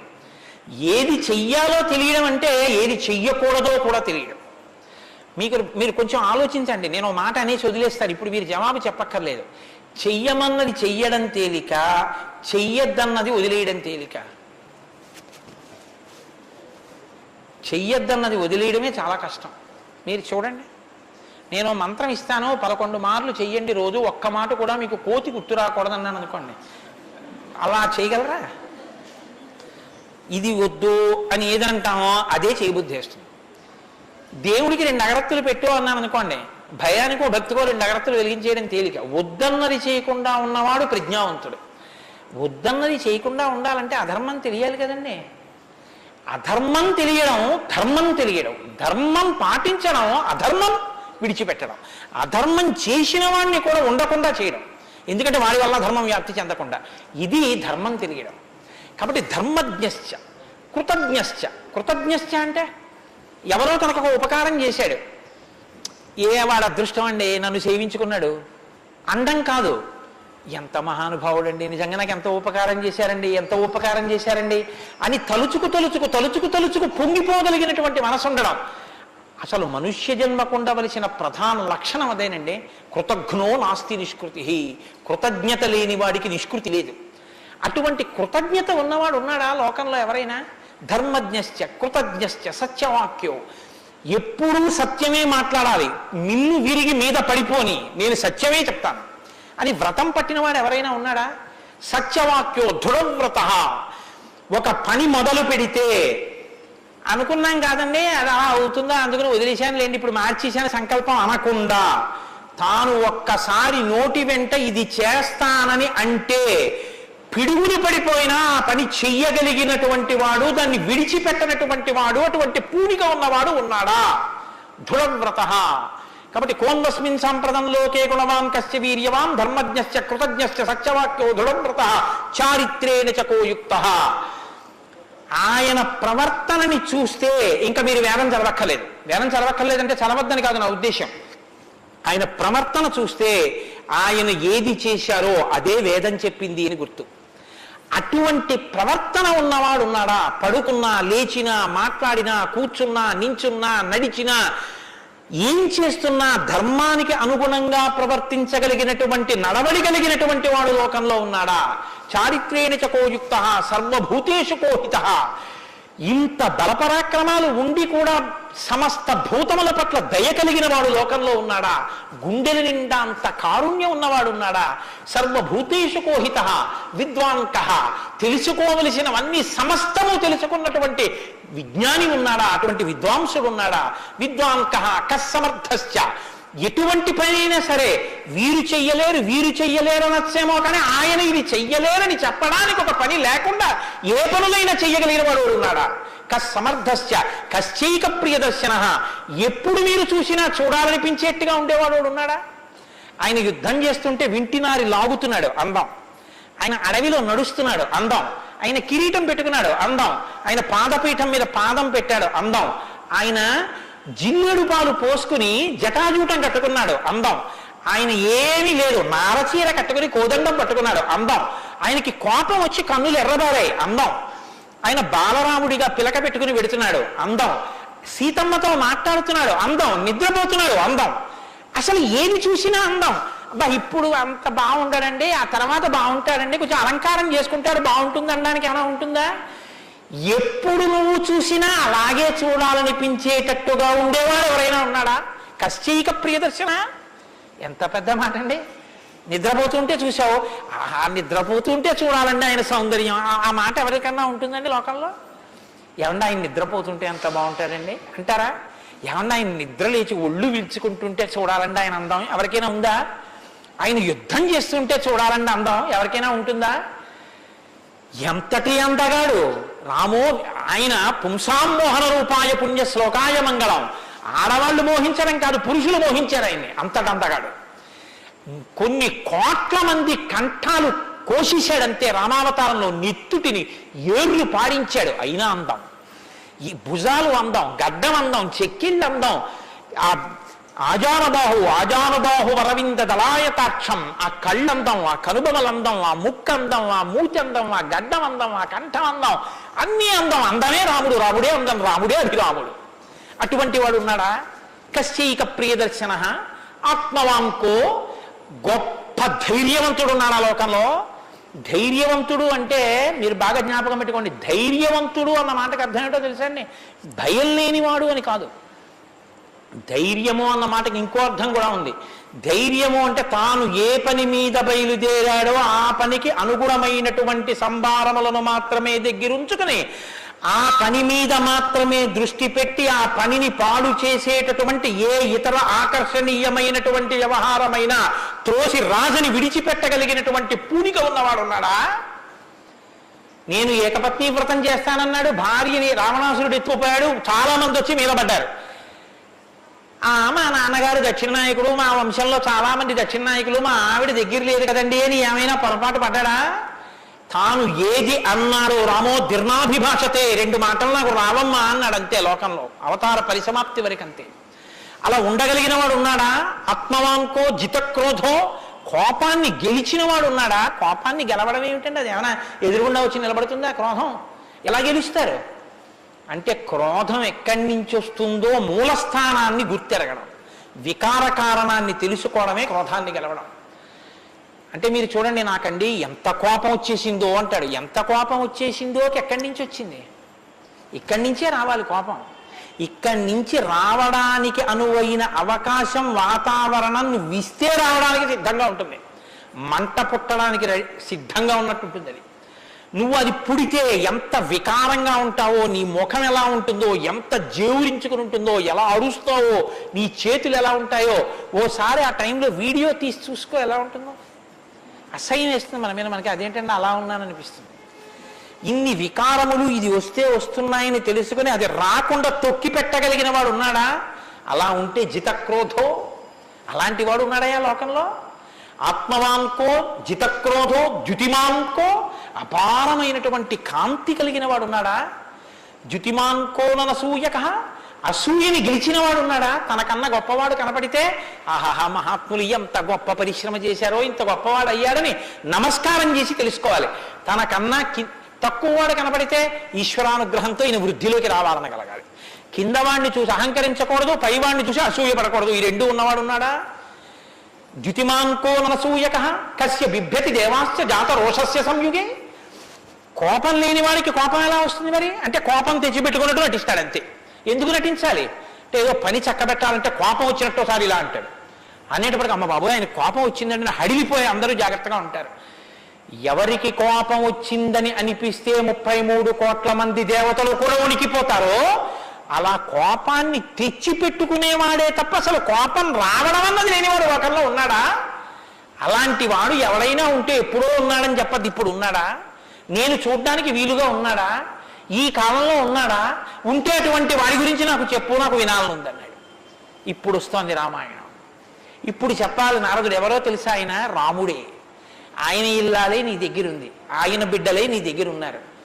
వాల్మీకి మహర్షి ఆయనే అయోధ్యాధిపతి, ఆయనే రామచంద్ర ప్రభువు అని చెప్పే వాల్మీకి పొంగిపోవాలి కదండి. రామాయణ ఆవిర్భావం జరుగుతోందన్నమాట.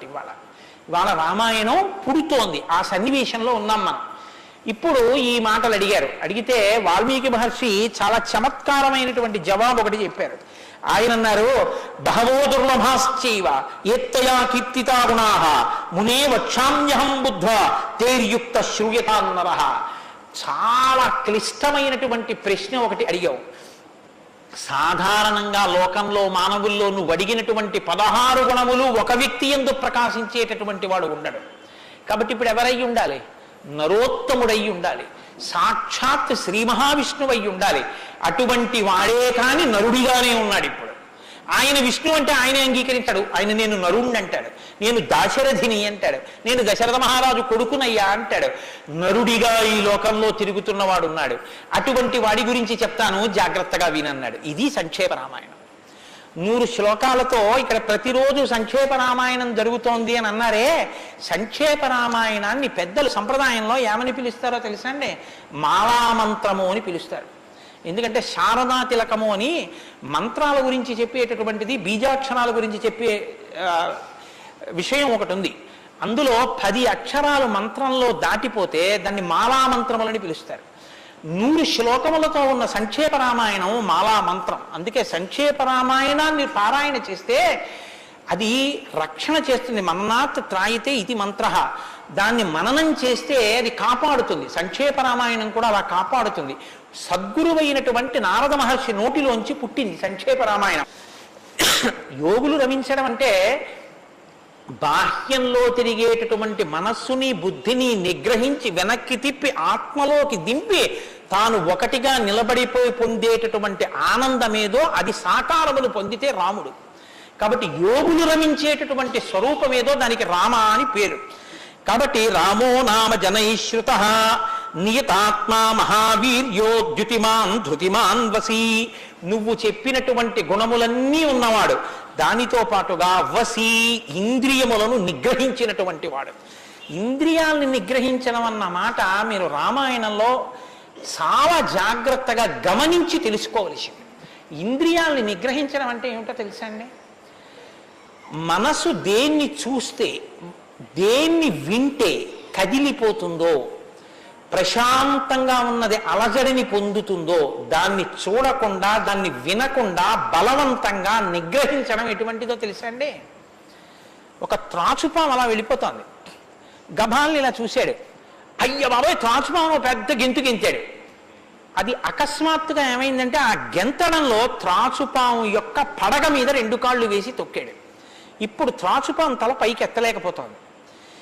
ఇప్పుడు తను త్రాచుపాము నా కాళ్ళ కింద ఉంది, నన్ను ఏం చేస్తుంది అని ఉండగలడని మీరు అనుకుంటున్నారా? అతను గడగడగడగడగడ వణికిపోతూ చెమట్లు పట్టేస్తున్నాయి. ఎందుకంటే నేను త్రాచుపాము మీద ఉన్నాను, అది తోక కదుపుతోంది, తోకతో కాళ్ళు చుడుతోంది. ఈ కంగారులో ఏం చేస్తాడంటే త్రాచుపాము మీద తాను నిలబడి ఉండగా ఇక త్రాచుపాము తను ఏం చెయ్యలేదన్న స్థితిలో ఉన్నా ఎప్పుడో ఒకప్పుడు తాచుమా మీద కాలు తీసేస్తాడు, కంగారు పడిపోయి తీసేస్తాడు. ఎప్పుడో అప్పుడు కాలు తీయడం కోసమే పాము చూస్తుంటుంది, కాటు వేసేసి పుట్టలోకి వెళ్ళిపోతుంది, లేకపోతే ఎక్కడికో అక్కడికి వెళ్ళిపోతుంది. రావణుడు చేసే తపస్సు, రావణుని యొక్క ఇంద్రియ నిగ్రహం అటువంటివి. బలవంతంగా అణిచిపెడతాడు. అవకాశం రాగానే అది ఒక్కసారి జడలు విప్పి ప్రళయతాండవం చేసి రావణుణ్ణి పడగొడుతుంది. మండోదరి చెప్పింది ఈ మాట, నా సొంతం కాదు. రాముడు అలా కాదు, విచారణ చేసి ఉంటాడు. అర్థమనర్థం భావయనిత్యం అంటారు శంకరాచార్యులు వారు. నారీస్తన భరణాభీదేశం దృష్ట్యా మాగా మోహావేశం ఏతత్ మాంసవసాది వికారం మనసి విచింత్య వారం వారం అంటారు. మనసు దేని చేత కదిలిపోతోందో దాని యథార్థ స్వరూపాన్ని బాగా విచారణ చేస్తారు. విచారణ చేసి ఈ పాటి దానిక నా ఒంట్లో ఉన్నటువంటి శక్తిని అంతటినీ ఖర్చు చేసేస్తున్నాను అని మనసుని మరల్చే ప్రయత్నం చేసి ఆ వస్తువు తన కళ్ళ ముందు కనపడినా ఇంకా ఆయన మనసు చెక్కు చెదరదు, ఆ స్థితిని పొందుతాడు. ఇది శంకరాచార్యులు వారు నేర్పుతారు లోకానికి. గురువు చెప్పే మాట అంటే అలా ఉంటుంది. ఆయన ఎంత చమత్కారంగా అన్నారో చూడండి. నారీస్తన భరణాభీదేశం దృష్ట్యామోగా మోహావేశం. ఎందుకంత వెర్రెక్కిపోతున్నావు? యవ్వనం ఒంట్లో ఉండి ఓపికన్న కాలంలో నీ శరీరం కన్నా స్త్రీ శరీరంలో రెండే వికారాలు ఉన్నాయి. శరీరపు ఊర్ధ్వభాగంలో 2 చోట్ల మాంసపు ముద్దలు పైకి పొటమరించాయి. శరీర అధోభాగంలో మాంసము కొంత లోపలికి వెళ్ళి ఉంది. ఈ 2 వికారాల కోసం నీ శరీరంలో ఉన్న సమస్త శక్తిని నశింప చేసుకున్నావు. ఇదా నీకు నరజన్మ ప్రయోజనం? మనసి విచింతియ వారం వారం, దీన్ని బాగా ఆలోచించు అన్నది. ఇది పట్టుకుందనుకోండి, కంటిని మనసుని కంటితో చూడడం వల్ల కదపగలిగిన మనసుకి ఇప్పుడు ఆ వస్తువు కనపడినా ఇక మనసు కదలదు. ఇది ఇంద్రియ నిగ్రహం అంటారు. ఇంద్రియాలని జయించడం అంటే అది. ఇది రాముడు. అందుకే ధృతిమాన్ వసి, అపారమైన శక్తితో ఉంటాడు, సంకల్ప శక్తితో ఉంటాడు, ఇంద్రియములను జయించిన వాడై ఉంటాడు. బుద్ధిమాన్ నీతిమాన్ వాగ్మి శ్రీమాన్ శత్రునిబర్హణ విపులాంశో మహాబాహు కంబుగ్రీవో మహాహను. నిజంగా శ్రీరామాయణాన్ని ప్రతి శ్లోకం ప్రతి మాట వ్యాఖ్యానం చేస్తే 42 రోజులు ఏమిటండి? నేను రిటైర్ అయిపోయే వరకు చెప్పినా శ్రీరామాయణం అయ్యేదేం కాదు, కానీ ఏదో 42 రోజుల్లో పూర్తి చేశాను అనిపించుకోవడం అంతే. కాబట్టి బుద్ధిమాన్ నీతిమాన్ వాగ్మి, అన్ని విద్యలు తెలుసున్నవాడు, శ్రీమాన్ ఐశ్వర్యం ఉన్నవాడు, శత్రు నిబర్హణ శత్రువులను నిగ్రహించగలిగిన వాడు, విపులాంశో ఎత్తైన మూపున్నవాడు, మహాబాహు బలిశిర బాహువులున్నవాడు, కంబుగ్రీవో కంఠం వంటి శంఖం వంటి కంఠం ఉన్నవాడు, మహాహను చెక్కిళ్ల పైభాగం చాలా ఉన్నతంగా ఉన్నటువంటి వాడు. అటువంటి మహానుభావుడు ఈ లోకంలోనే ఉన్నాడు.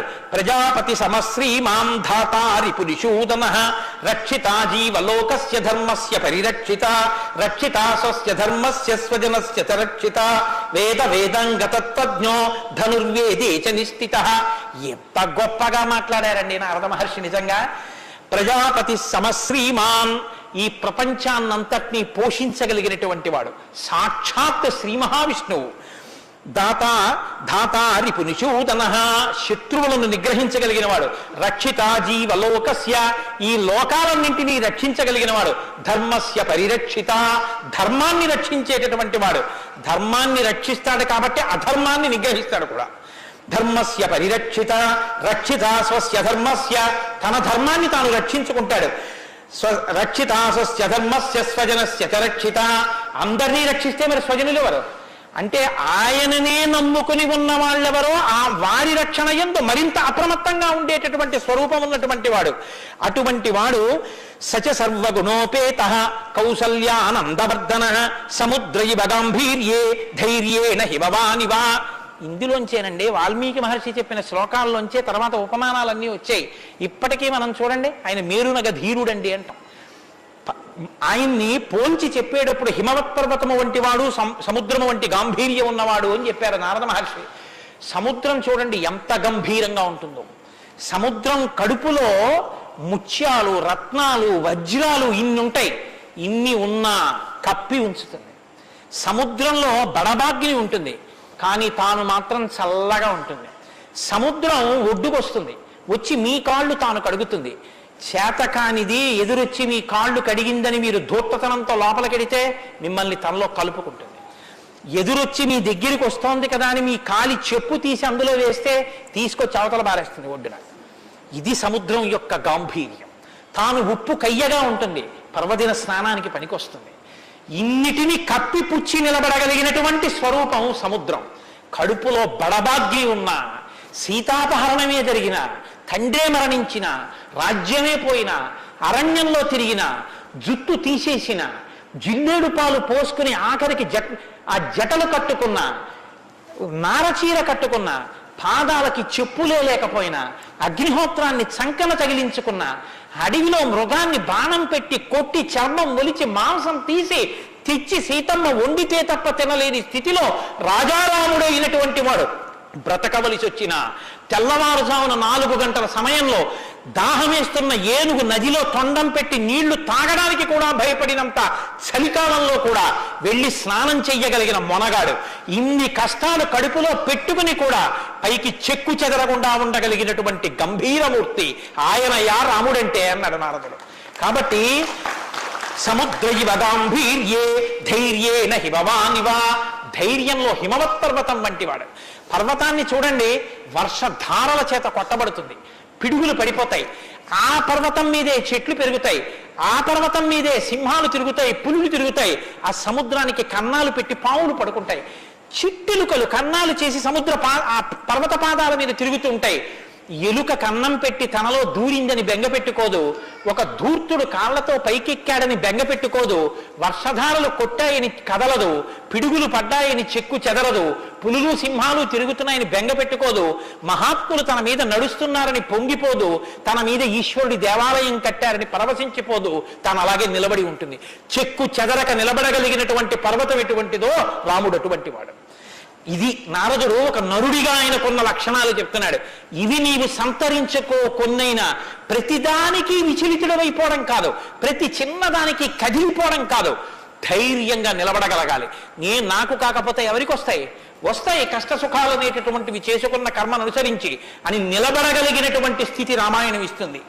విష్ణునా సదృశో వీర్యే సోమవత్ ప్రియదర్శన కాలగ్ని సదృశ క్రోధే క్షమయా పృథివీ సమః. ఏమి శ్లోకాలు వాడారండి సంక్షేప రామాయణంలో మహానుభావుడు. విష్ణునా సదృశో వీర్యే, ఆయనతో పోల్చడానికి విష్ణు ఒక్కడే ఉన్నారు. ఎందుకంటే ఇంకా ఆయనతో పోల్చడానికి అటువంటి వాడు ఇంకొకడెవరు ఉంటారు? విష్ణువుని విష్ణువుతోనే పోల్చాలి. కాబట్టి విష్ణువుతో సమానమైన వాడు. సోమవత్ ప్రియదర్శన, బాణం పట్టుకుని ఎదురుగుండా ఉన్న వాళ్ళ లక్షల మంది కంఠాలు తెగకోసినా సరే భక్తులైన వారికి మాత్రం ఆ స్వరూపాన్ని దర్శనం చేస్తుంటే ఎంత సంతోషంగా ఉంటుందో. కాబట్టి సోమవత్ ప్రియదర్శన, లోకంలో మూడిటిని ఎంత చూసినా చూడబుద్ధే వేస్తుంది. ఎంత చూడండి చూడబుద్ధి వేస్తుంది. అందుకే పార్వతీదేవి వినాయకుడికి ఏనుగు ముఖం పెట్టించింది. పసిపిల్లలకి కూడా సంతోషం కల్పించేవి 3 ఏమిటో తెలుసా అండి? గజముఖం, చంద్రబింబం, సముద్రం. మీరు సముద్రపు తొట్టుకి వెళ్ళి ఎంతసేపు కూర్చోండి, ఎంతసేపు చూస్తున్నా సముద్రాన్ని అలా చూడాలనే అనిపిస్తుంది. చీకటి పడిపోయిన తర్వాత సముద్ర ఘోష అదో సంతోషం, వస్తున్న కెరటాలు అదో సంతోషం, చీకటి పడ్డాక దీపాలతో దూరంగా వెళ్ళిపోతున్న ఓడ అదో సంతోషం, సూర్యోదయానికి సముద్రం ఆకాశం కలిసినట్టుగా ఉన్న చోట ఉదయిస్తున్న సూర్యబింబం అదో సంతోషం, ఆ పడుతున్న ఎర్రకాంతి అదో సంతోషం, సూర్యాస్తమయానికి సముద్రంలో కృంగిపోతున్నట్టుగా ఉన్న సూర్యుడు అదో సంతోషం. తిక్కన గారు విరాట పర్వంలో అంటారు, రాత్రి అయ్యేటప్పటికి ఆకాశం ఎలా ఉందంటేట మంచి సంపన్నుడైన గృహస్థు ఇంట్లో అలంకారం చేసినటువంటి పడకలా ఉందిట, దాని మీద పువ్వులు అవన్నీ వేస్తే ఎలా ఉందో అలా ఉందిట. సూర్యోదయానికి ఉన్నటువంటి ఆకాశం ఎలా ఉందంటేట తెల్లవారిన తర్వాత 10 మంది చూస్తే దృష్టి దోషం కలుగుతుందని ఆ ఇంటి ఇల్లాలు దుప్పటి మీద ఉన్న పువ్వులు అవే అన్నీ పోయేటట్టు ఒక్కసారి 2 చేతులతో ఇలా దులిపేస్తే అన్నీ పోయిన తర్వాత దుప్పటి ఎలా ఉందో ఆకాశం ఎలా ఉంది తెల్లారాకంటారు. అలా ఆ సముద్రాన్ని చూస్తుంటే ఎంత అందంగా ఉంటుందో. పసిపిల్లల దగ్గర నుంచి కవుల వరకు జ్ఞానుల వరకు సముద్రం ఆనందమే. పసిపిల్లాడికి ఏం తెలిసనే ఆనందం, వృద్ధుడికి ఏం తెలిసనే ఆనందం. అందరూ సముద్రపు రెడ్డికి వెళ్ళి ఆనందం పొందుతారు. ఆఖరికి తుఫాను సమయంలో సముద్రం చూడడం అదో సంతోషం కొంతమందికి. కాబట్టి సముద్రం, రెండు చంద్రబింబం. చంద్రబింబాన్ని ఎంతసేపు చూడండి సంతోషం. రామాయణంలో వాల్మీకి మహర్షి వర్ణిస్తారు సుందరకాండలో చంద్రబింబాన్ని, ఏమి వర్ణనలో ఆ సర్గలు. కాబట్టి చంద్రబింబం, 3 ఏనుగు. ఏనుగు చూడండి, వెంకటాచల క్షేత్రానికో తిరుత్తణియో వెడితే ఆ ఏనుగు ముందు నించుంటే పిల్లల్ని ఎంతసేపు నించోబెట్టండి సంతోషమే. ఆ తొండం ఇలా ఇలా ఆడిస్తూ ఆ ఏనుగు అలా నిలబడి అరటిపండు ఎత్తి నోట్లో పెట్టుకుని ఆ దుమ్ము తీసి మీద పోసుకొని స్నానం చేసి తెల్లటి దంతాలు, దాని స్వరూపం, దాని చిన్ని చిన్ని కళ్ళు, దాని వెంట్రుకలు, దాని తోక, పెద్ద పెద్ద కాళ్ళు, ఇంతంత గోళ్ళు, గుండ్రంగా పాదాలు. ఆ ఏనుగుని ఎంతసేపు చూసినా అబ్బా ఇంకేం చూస్తానులేండి అనిపించదు, అలా చూడబుద్ధి వేస్తుంది. అలా చూడబుద్ధి వేస్తుంది కాబట్టి ధ్యానం చేసేటప్పుడు ముందు గణపతి యొక్క ముఖాన్ని తదేకంగా చూస్తే ఆ ధ్యాన నిష్ట చేత విఘ్నములు తొలగిపోతాయి. కాబట్టి పరమేశ్వరుడు అందరూ తొందరగా దృష్టి పెట్టి చూడడానికి వైముఖ్యం కలగనటువంటి ముఖాన్ని నా కొడుక్కి పెడితే అందరికీ ఉపకారం జరుగుతుందని ఏనుగు తలకాయ తీసుకొచ్చి వినాయకుడికి పెట్టాడు. అది కారణం, వినాయకుడికి ఏనుగు తలకాయ ఉండడానికి కారణాల్లో అదొకటి. కాబట్టి నాసదృశో విష్ణు నాసదృశో వీర్యే సోమవత్ ప్రియదర్శన కాలాగ్ని సదృశ క్రోధే. క్రోధం, కోపం వచ్చిందా కాలాగ్ని ఎటువంటిదో అటువంటి వాడు. క్షమయా పృథివీ సమః. ఈ భూమికి ఎంత ఓర్పో రాముడికి అంత ఓర్పు. నిద్ర వేస్తూనే భూమిని తంతాం, భరిస్తుంది. మలమూత్రాలు భూమి మీద విసర్జిస్తాం, భరిస్తుంది. ఉమ్మి భూమి మీద వేస్తాం, ఊరుకుంటుంది. పోనీ ఏదో పొరపాటున వచ్చింది వేరు, కావాలని ఒక రకమైన తాంబూలం వేసుకుని బొమ్మడమే ప్రయోజనంగా నెత్తురు కక్కుకునేవాడు కక్కుకున్నట్టు భూమి మీద ఎర్రటి మరకలు పడేటట్టు అదే పనిగా ఉమ్మి వేసేటటువంటి వాడిని కూడా భరించినటువంటి భూమాత యొక్క ఓర్పుని ఎంత స్తోత్రం చేయాలి నిజంగా. కాబట్టి అన్నం కావాలి, నాగలి పెట్టి అమ్మ గుండెల మీద చీరుతాం. ఇల్లు కట్టుకోవాలి, శంకుస్థాపన పేరుతో గుణపాలు పెట్టి అమ్మ గుండెల మీద గుచ్చుతాం. ఆఖరికి ఇంత సంపాదించి ఇంత కీర్తి తెచ్చి మా నాన్నగారు, మా బాబాయ్ గారు, మా మేనమామ, మా ఆయన ఇన్ని బంధుత్వాలు పెట్టుకున్న వాళ్ళు ఆ ఊపిరి ఆగిపోగానే తీసుకెళ్లి బయట చిరిగిపోయిన బొంతో చాపో వేసి పడుకోబెట్టి కొత్త చాప తెచ్చి 4 కర్రలకేసి తాడేసి కట్టి తీసుకెళ్లిపోతుంటే ఆఖరణ పుచ్చుకునేది ఈ తల్లి ఒక్కతే. ఎవరు ఇంట్లో ఒక్క రాత్రి కూడా ఉంచుకోరు. యావత్ పవనో నివసతి దేహే తావత్ పృచ్ఛతి కుశలంగేహే గతవతి వాయో దేహాపాయే భార్యా బిభ్యతి తస్మిన్ కాయే అంటారు శంకర భగవత్పాదులు. అటువంటి ఈ తల్లిది ఎంత ఓర్పో, ఎన్ని అపచారములు చేసినా కూడా కడుపులో పెట్టుకునేటటువంటి అమ్మ స్వరూపమైనటువంటి భూమికి ఎంత ఓర్పు ఉందో అంత ఓర్పు కలిగిన వాడయ్యా రామచంద్రమూర్తి. కాబట్టి ధనదేన సమస్యాగే సత్యే ధర్మ ఇవాపరః. కుబేరుడు ఎంతటి ధనవంతుడో అంతటి మహానుభావుడు, అటువంటి త్యాగం ఉన్నవాడు. సత్యే ధర్మ ఇవాపరః. సత్యము ధర్మము ఒకదాన్నొకటి ఎలా కాపాడుకుని రక్షించుకుంటాయో అలా రక్షించి కాపాడగలిగినటువంటి వాడు. తమేవం గుణ సంపన్నం రామం సత్యపరాక్రమం. ఇన్ని గుణములు కలిగినటువంటి రామచంద్రమూర్తి సాక్షాత్తుగా సత్యపరాక్రముడైనటువంటి వ్యక్తి. ఆయన పరాక్రమం సత్యమే పరాక్రమముగా కలిగినటువంటి వాడు. అటువంటి వాడు రామచంద్రమూర్తి అని ఆ రాముని యొక్క కథని సంక్షేపంగా చెప్పారు. సంక్షేపంగా అంటే వివరంగా కాదు, బాగా గుర్తుపెట్టుకోండి. వివరంగా చెప్పలేదు, కేవలం ఏదో విహంగ వీక్షణం అంటారు చూసారా, ఒక్కసారి స్థాళీపులాక న్యాయంగా ఒకసారి అలా చెప్పేశారు. అది ఎంత తేలిగ్గా చెప్పేశారంటే సజగామ వనం వీర ప్రతిజ్ఞామనుపాలయన్ పితుర్వచన నిర్దేశాత్ కైకయ్యా ప్రియకారణాత్ అంటూ. కానీ సంక్షేప రామాయణ శ్లోకాలండి, అవి నిజంగా మంత్రాలే.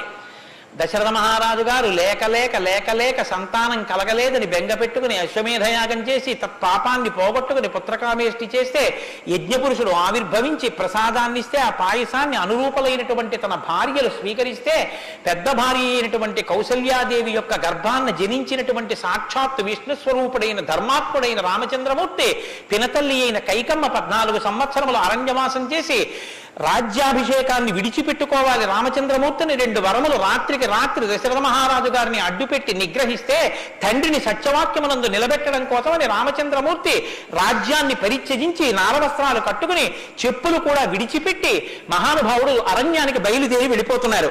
ఆ వెళ్ళిపోతున్నటువంటి సమయంలో రామస్య దయితా భార్య నిత్యం ప్రాణ సమాహిత జనకస్య కులే జాతా దేవమాయేవ నిర్మిత సర్వలక్షణ సంపన్నా నారీణాముత్తమామదో సీతాప్యనుగత రామం శిశినం రోహిణీ యథా. సాక్షాత్తుగా దేవమాయయే లోకంలో ఉన్న సౌందర్యమంతా రాశీభూతమై ఒక స్త్రీ రూపంలో వచ్చిందా అన్నంతగా కనపడేటటువంటి సీతమ్మ తల్లి, జనక మహారాజు గారి యొక్క పుత్రి, అయోనిజ అయినటువంటి తల్లి, స్త్రీలలో ఉత్తమమైనటువంటి రత్నంగా చెప్పబడినటువంటి తల్లి, సర్వలక్షణ సంపన్న అయినటువంటి సీతమ్మ చంద్రుణ్ణి రోహిణి ఎలా అనుసరిస్తుందో అలా కష్టసుఖాల్లో నీతో కలిసి ఉంటాను తప్ప నేను అంతఃపురంలో ఉండను అని చెప్పి రామచంద్రమూర్తితో కలిసి అరణ్యవాసానికి బయలుదేరింది. సోదరుడైనటువంటి లక్ష్మణుడు కూడా రామచంద్రమూర్తితో బయలుదేరాడు.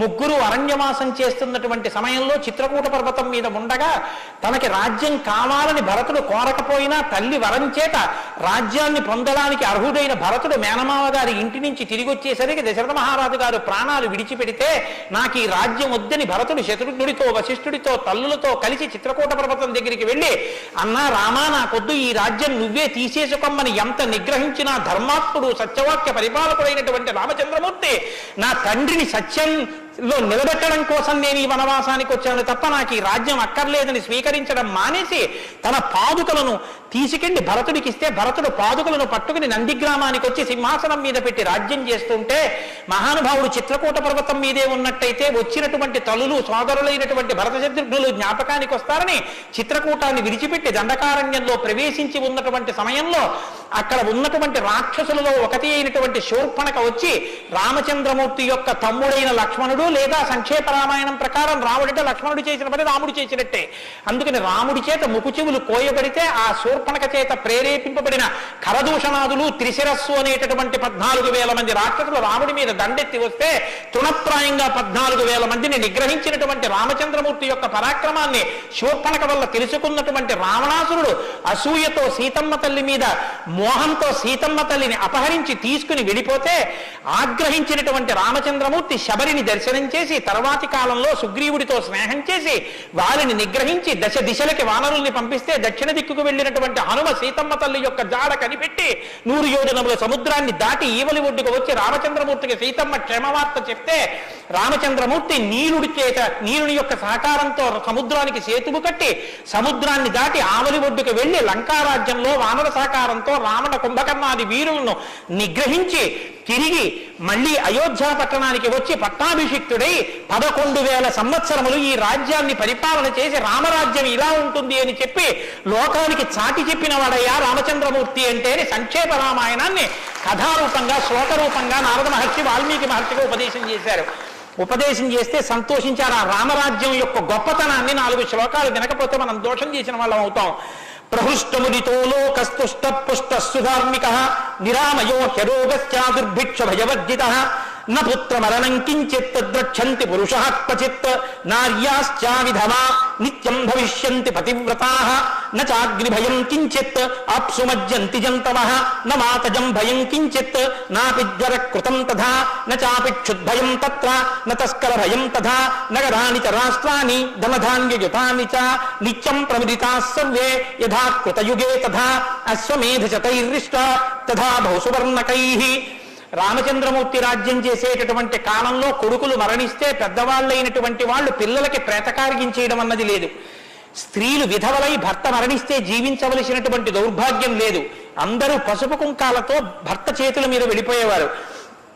ఎక్కడ అగ్నిభయం ఉండేది కాదు. జంతువులు నీళ్లలో మునిగి మరణించడం అనేటటువంటిది ఉండేది కాదు. వాత భయం కానీ, అనారోగ్యాలు కానీ, జ్వరాలు ఏర్పడడం కానీ, భయంకరమైన వ్యాధులు పటమరించడం కానీ, దొంగతనం కానీ, క్షుద్బాధ కానీ, ఆకలితో అలమటించడం కానీ, అశాంతి కానీ లోకంలో ఎక్కడా లేవు. అశ్వమేధాది యాగములను చేసి ఎంతో మంది బ్రాహ్మణులకి బంగారాన్ని దానం చేశాడు. గవాం కోట్యయుతం దత్వా బ్రహ్మలోకం ప్రయాస్యతి అసంఖ్యేయం ధనం దత్వా బ్రాహ్మణేభ్యో మహాయశాః. కొన్ని కోట్ల గోవులు దానం చేశాడు, కొన్ని కోట్ల బంగారు నాణెములు దానం చేశాడు. 10 వర్ష సహస్రాణి 10 వర్ష శతాని చ రామో రాజ్యముపాసిత్వా బ్రహ్మలోకం గమిష్యతి. రామో రాజ్యముపాసిత్వ, రాజ్యాన్ని ఉపాసన చేశాడు మహానుభావుడు. అంత గొప్ప పరిపాలన చేసి 11,000 సంవత్సరముల పరిపాలన తర్వాత బ్రహ్మలోకాన్ని చేరుకున్నాడు. ఇదం పవిత్రం పాపఘ్నం పుణ్యం వేదైశ్చ సంహితం. ఈ రామాయణ కథ ఉన్నదే, ఈ రామాయణ కథ పాపములన్నిటినీ పోగొడుతుంది. ఇది వేదములతో సమానమైనది. యప్పటే రామచరితం సర్వపాపై ప్రముచ్యతే. ఎవరు ఈ రామ కథని వింటున్నారో వాళ్ళకి సర్వ పాపములు తొలగిపోతాయి. సత్యం సత్యం పునఃసత్యం, ఇందులో అనుమానమేమీ లేదు. ఏతదాఖ్యానమాజుష్యం పఠన్ రామాయణం నరః. ఎవరు ఈ రామాయణాన్ని చదువుకుంటున్నారో వింటున్నారో వాళ్ళకి ఆయుష్యం నిలబడుతుంది, అపమృత్యు దోషం తొలగిపోతుంది. సపుత్ర పౌత్ర సగణ ప్రేత్య స్వర్గే మహీయతే.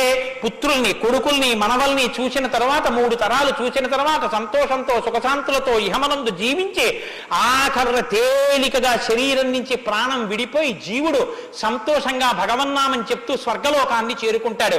ఇంతటి గొప్ప అనుభూతిని ఐశ్వర్యాన్ని అనుగ్రహించగలిగినటువంటి శక్తి కలిగినటువంటిది రామాయణం. కాబట్టి ఎల్లరూ ఈ రామాయణాన్ని చదువుకోవాలి, వినాలి, ధరించాలి అని నారద మహర్షి వాల్మీకి మహర్షికి చెప్తే తదేక ధ్యానంతో ఆ మాలామంత్రంగా వినపడిన సంక్షేప రామాయణాన్ని విని పొంగిపోయిన హృదయంతో తన్మయత్వంతో ఉన్నటువంటి వాల్మీకి మహర్షి యొక్క స్థితి దగ్గర ఇవాల్టి ఉపన్యాసాన్ని పూర్తి చేస్తున్నారు. రేపటి రోజున అసలు ఎలా ఆవిర్భవించిందో, తన్మయత్వంలో ఉన్న వాల్మీకి మహర్షి ఎలా బయలుదేరారో, రామాయణం ఎలా వచ్చిందో, ఏం జరిగిందో ఆ విషయాన్ని మీకు మనవి చేసి రామాయణ కథా ప్రారంభం చేసే అనుగ్రహాన్ని రామచంద్ర ప్రభు నాకు కృప చేయుగాక. రేపు ఖచ్చితంగా 6:30 కథా ప్రారంభం అయిపోతుంది. లేకపోతే 7 రోజుల్లో బాలకాండ పూర్తి కాదు. కాబట్టి మంగళాశాసనపరై మదాచార్య పురోగమై సర్వైశ్చ పూర్వైరాచార్యై సత్కృతాయాస్తు మంగళం. మంగళం కోసలేంద్రాయ మహనీయ గుణాత్మనే చక్రవర్తి తనూజాయ సర్వభౌమాయ మంగళం. ఉమాకాంతాయ కాంతాయ కామితార్థప్రదాయినే శ్రీగిరీశాయ దేవాయ మలినాథాయ మంగళం. కరచరణకృతం వా కర్మవాక్కాయుజం వా శ్రవణనైనజం వా మానసం వాపరాధం విహితం వా సర్వమేత్తక్షమస్వా శివ శివ కరుణాబ్ధే శ్రీ మహాదేవ శంభో. సర్వం శ్రీ ఉమామహేశ్వర పరబ్రహ్మార్పణమస్తు. స్వస్తి. శ్రీరామాయణం వినడం ఒక మహద్భాగ్యం. నన్ను నమ్మండి, నేను చెప్తున్నానని నేను చెప్పట్లేదు. జీవితంలో రామాయణం వినడం అనేటటువంటిది కొన్ని కోట్ల కోట్ల కోట్ల జన్మల తర్వాత లభించేటటువంటి అదృష్టం. అందున సంపూర్ణ రామాయణం బాలకాండ నుంచి పట్టాభిషేకం వరకు ఏకబిగిన మండల కాలం రామాయణం వినడం అనేటటువంటిది సంభవం అయ్యేటటువంటి విషయం కాదు. అది కేవలం పూర్వపుణ్యం రామానుగ్రహం ఉంటేనే సాధ్యమయ్యేటటువంటి విషయం. అటువంటి రామ కథ విన్న తరువాత మనం కేవలం లేచి వెళ్ళిపోవడం వల్ల ప్రయోజనం కన్నా రామనామాన్ని చెప్పి వెడితే చాలా బాగుంటుంది. రామనామం కేవలం రామ అనడం కన్నా పెద్దలు మనకు ఒక మార్గాన్ని ఇచ్చారు. రామ రామ రామ అని 3 మాటలంటే ఆ రోజున వాళ్ళు విష్ణు సహస్రం చెప్పిన ఫలితం. అది ఇంట్లో అంటేనే అంత ఫలితం ఇస్తే ఒక దేవాలయ ప్రాంగణంలో, అది జగద్గురు పీఠ ప్రాంగణంలో ఎంత శక్తివంతం ఆలోచించండి. అందుకే రామ రామ రామ 1000 ఎలా అవుతుందని మీకు అనుమానం ఉండొచ్చు. అక్షరాల్ని అంకెల్లోకి మార్చే సంప్రదాయం ఉంది. 2 మా 5 రామ రామ రామ అంటే 2 5 2 × 5 × 2 × 5 × 2 × 5 2 5 10 10 2 20 20 100 100 200 205 1000 సహస్రనామ తత్తుల్యం రామనామ వరాననే. కాబట్టి శ్రీరామ రామ రామ అంటే విష్ణు సహస్రం చెప్పి వెళ్ళిపోయినట్టు. కాబట్టి నేను మకుటం అంటూ ఉంటాను. మకుటం మీరందరూ కానీ నేను దానికి వివరణం ఒకటి అంటూ ఉంటాను. మీరు మీ అందరూ కూడా చక్కగాను రామనామము రామనామము రమ్యమైనది రామనామము అని మీరంటారు. ఉండండి, మీ త్వర చాలా గొప్పది. అలా అంటే రామనామము రామనామము రమ్యమైనది రామనామము అలా అన్నప్పుడు 3 మాటలు రామ రామ రామ అంటారు. మీరు ఎన్ని మాటలు అన్నారో అన్ని మాటలు విష్ణు సహస్రం చెప్పింది. పైగా మీరు ఒకటి గుర్తు పెట్టుకోండి, నేను పూర్తి విశ్వాసంతో చెప్తున్నాను. వ్యక్తిగత అనుభవాలు వేదికల మీద చెప్పడం నాకు ఇష్టం ఉండదు. శ్రీరామాయణం జరగడానికి అందరికన్నా ముందే స్వామి హనుమ వస్తారు. అందుకే రామాయణం చెప్పేటప్పుడు హనుమ కోసం ఒక ఆసనం వేస్తారు. ప్రచ్ఛన్న రూపంలో వచ్చి కూర్చుంటారు. అదిగో ఆ ఆసనం అదే రామచంద్రమూర్తి పాదాల దగ్గర ఖాళీగా ఉంచిన ఆసనం ఎవరికంటే హనుమ కొరకు. దాని మీద వారు కూర్చుంటారు. అందుకే పుష్పాలంకారంతో శోభింపచేస్తారు. ఆయనకి ఆ పూలహారం వేశాను. రామనామం చెప్తుంటే ఆయన ఇలా చూస్తూ ఎవరా రామనామం చెప్తున్నారో పొంగిపోతారట. రాముడు హనుమ ప్రీతి పొందేస్తారు. ఎంత అసలు సీతమ్మ పరవశించిపోతుంది. నేను మీకు ఇప్పుడే చెప్పాను, వాక్కు ఉన్నది ఒక్క మనుష్య జన్మకి. అది మన భాగ్య విశేషం చెప్పగలగడం. రోజు అలా అని మీతో నేనేం గంట సేపు చెప్పించను. ఒక్క 11 పర్యాయాలు అందులో నాకు ఏది అనిపించాలనిపిస్తే అవి అనిపిస్తూ ఉంటాను. నేను వివరణతో కూడిన మాట అంటాను, మీరు రామనామము రామనామము రమ్యమైనది రామనామము. నేను గొప్పకి చెప్పట్లేదు, మీతో మాట మనవి చేస్తా. నేను అయ్యప్ప స్వామి దేవాలయంలో సంపూర్ణ రామాయణ ప్రవచనం చేసిన రోజుల్లో ఇది అనిపించేవాళ్ళం. రామాయణం అయిపోయిన తర్వాత రామాయణం సీడీలు ప్రపంచవ్యాప్తంగా అన్ని దేశాలకి వెళ్ళాయి. అయితే అమెరికా నుంచి నాకు ఫోన్లు వచ్చాయి, గురుగారు ఒక్కసారి వినండి అని. వాళ్ళు ప్రతిరోజు రామాయణం వినేటప్పుడు ఖాళీ కుర్చీ వేసి టేప్ రికార్డర్ పెట్టి 6:25 అవుతుంటే కోటేశ్వరరావు ఉపన్యాసానికి వస్తున్నారని భావన చేసుకుని వాళ్ళు టేప్ రికార్డర్ ఆన్ చేసి ఉపన్యాసం వినేసి నేను చెప్తుంటే వాళ్ళు రామనామం చెప్తూ అమెరికాలో వాళ్ళందరూ కలిసి పట్టాభిషేకానికి ఊరేగింపుగా ఉపన్యాసంలో ఎలా చెప్పానో అలా వెళ్ళి పట్టాభిషేకం చేస్తూ వాళ్ళు ఫోన్లో నాకు వినిపించారు. ఎందుకని అంటే నేను సముద్రం దాటి రాను అన్నాను, అందుకని నేను వెళ్ళలేదు పాపం చూడ్డానికి. కానీ ప్రపంచంలో ఎన్ని దేశాలలోనో అలా చెప్పుకుని ఎన్ని కోట్ల రామనామం జరిగిందో, ఎన్ని చోట్ల పట్టాభిషేకాలు జరిగాయో.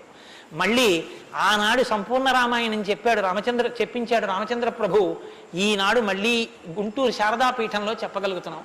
కాబట్టి మీ అందరూ కూడా చక్కగా భక్తి శ్రద్ధలతో చెప్పండి. ఒక సంప్రదాయానికి దీన్ని ఆవిష్కరిస్తున్నాం. ఇవాళ మీ అందరికీ కూడా దీన్ని బహుమానం చేస్తారు.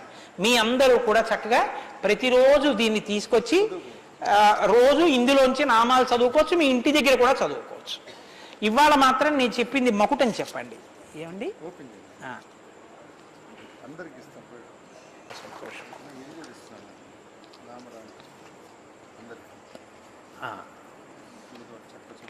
108 నామాల్లో సంపూర్ణ రామాయణం నామరామాయణం అని ఇది కూడా మీకు బహుమానం చేస్తున్నారు. ఇది కూడా మీరు చదువుకోవచ్చు. రండి గోపాలకృష్ణ గారు తీసుకోండి. నామము రామనామము రమ్యమైనది రామనామము,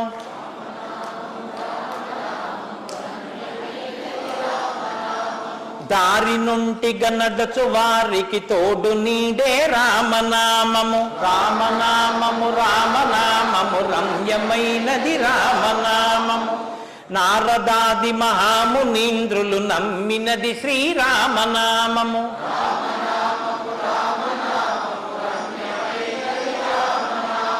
కోరికొలచిన వారికెల్లను కొంగు బంగరు రామనామము.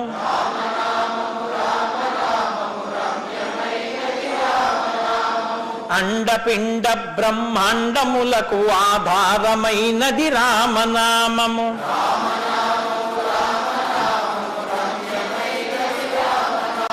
బ్రహ్మ సత్యము జగన్మిథ్యా భావమే శ్రీరామనామము.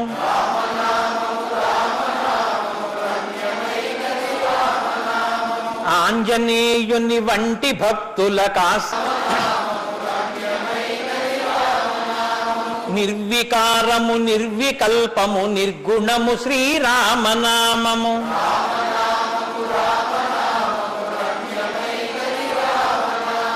జీవితంబున నిత్య జపముగ చేయవలె శ్రీరామనామము.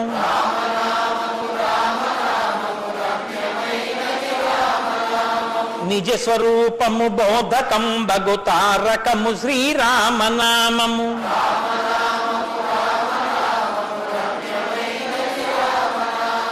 వేదవాక్య ప్రమాణములచే అలరుచున్నది శ్రీరామనామము.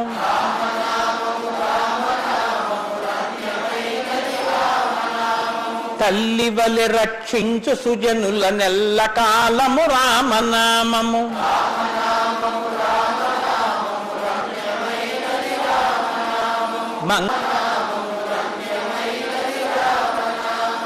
స్వస్తి. రేపు 6:30 తిరిగి ప్రవచనాన్ని ప్రారంభం చేద్దాం.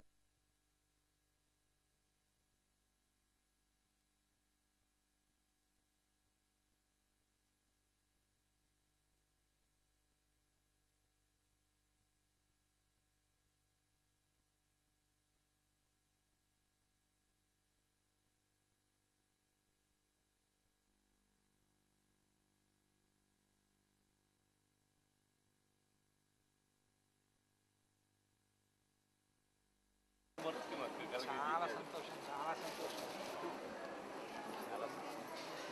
ఎక్కడో నమస్కారం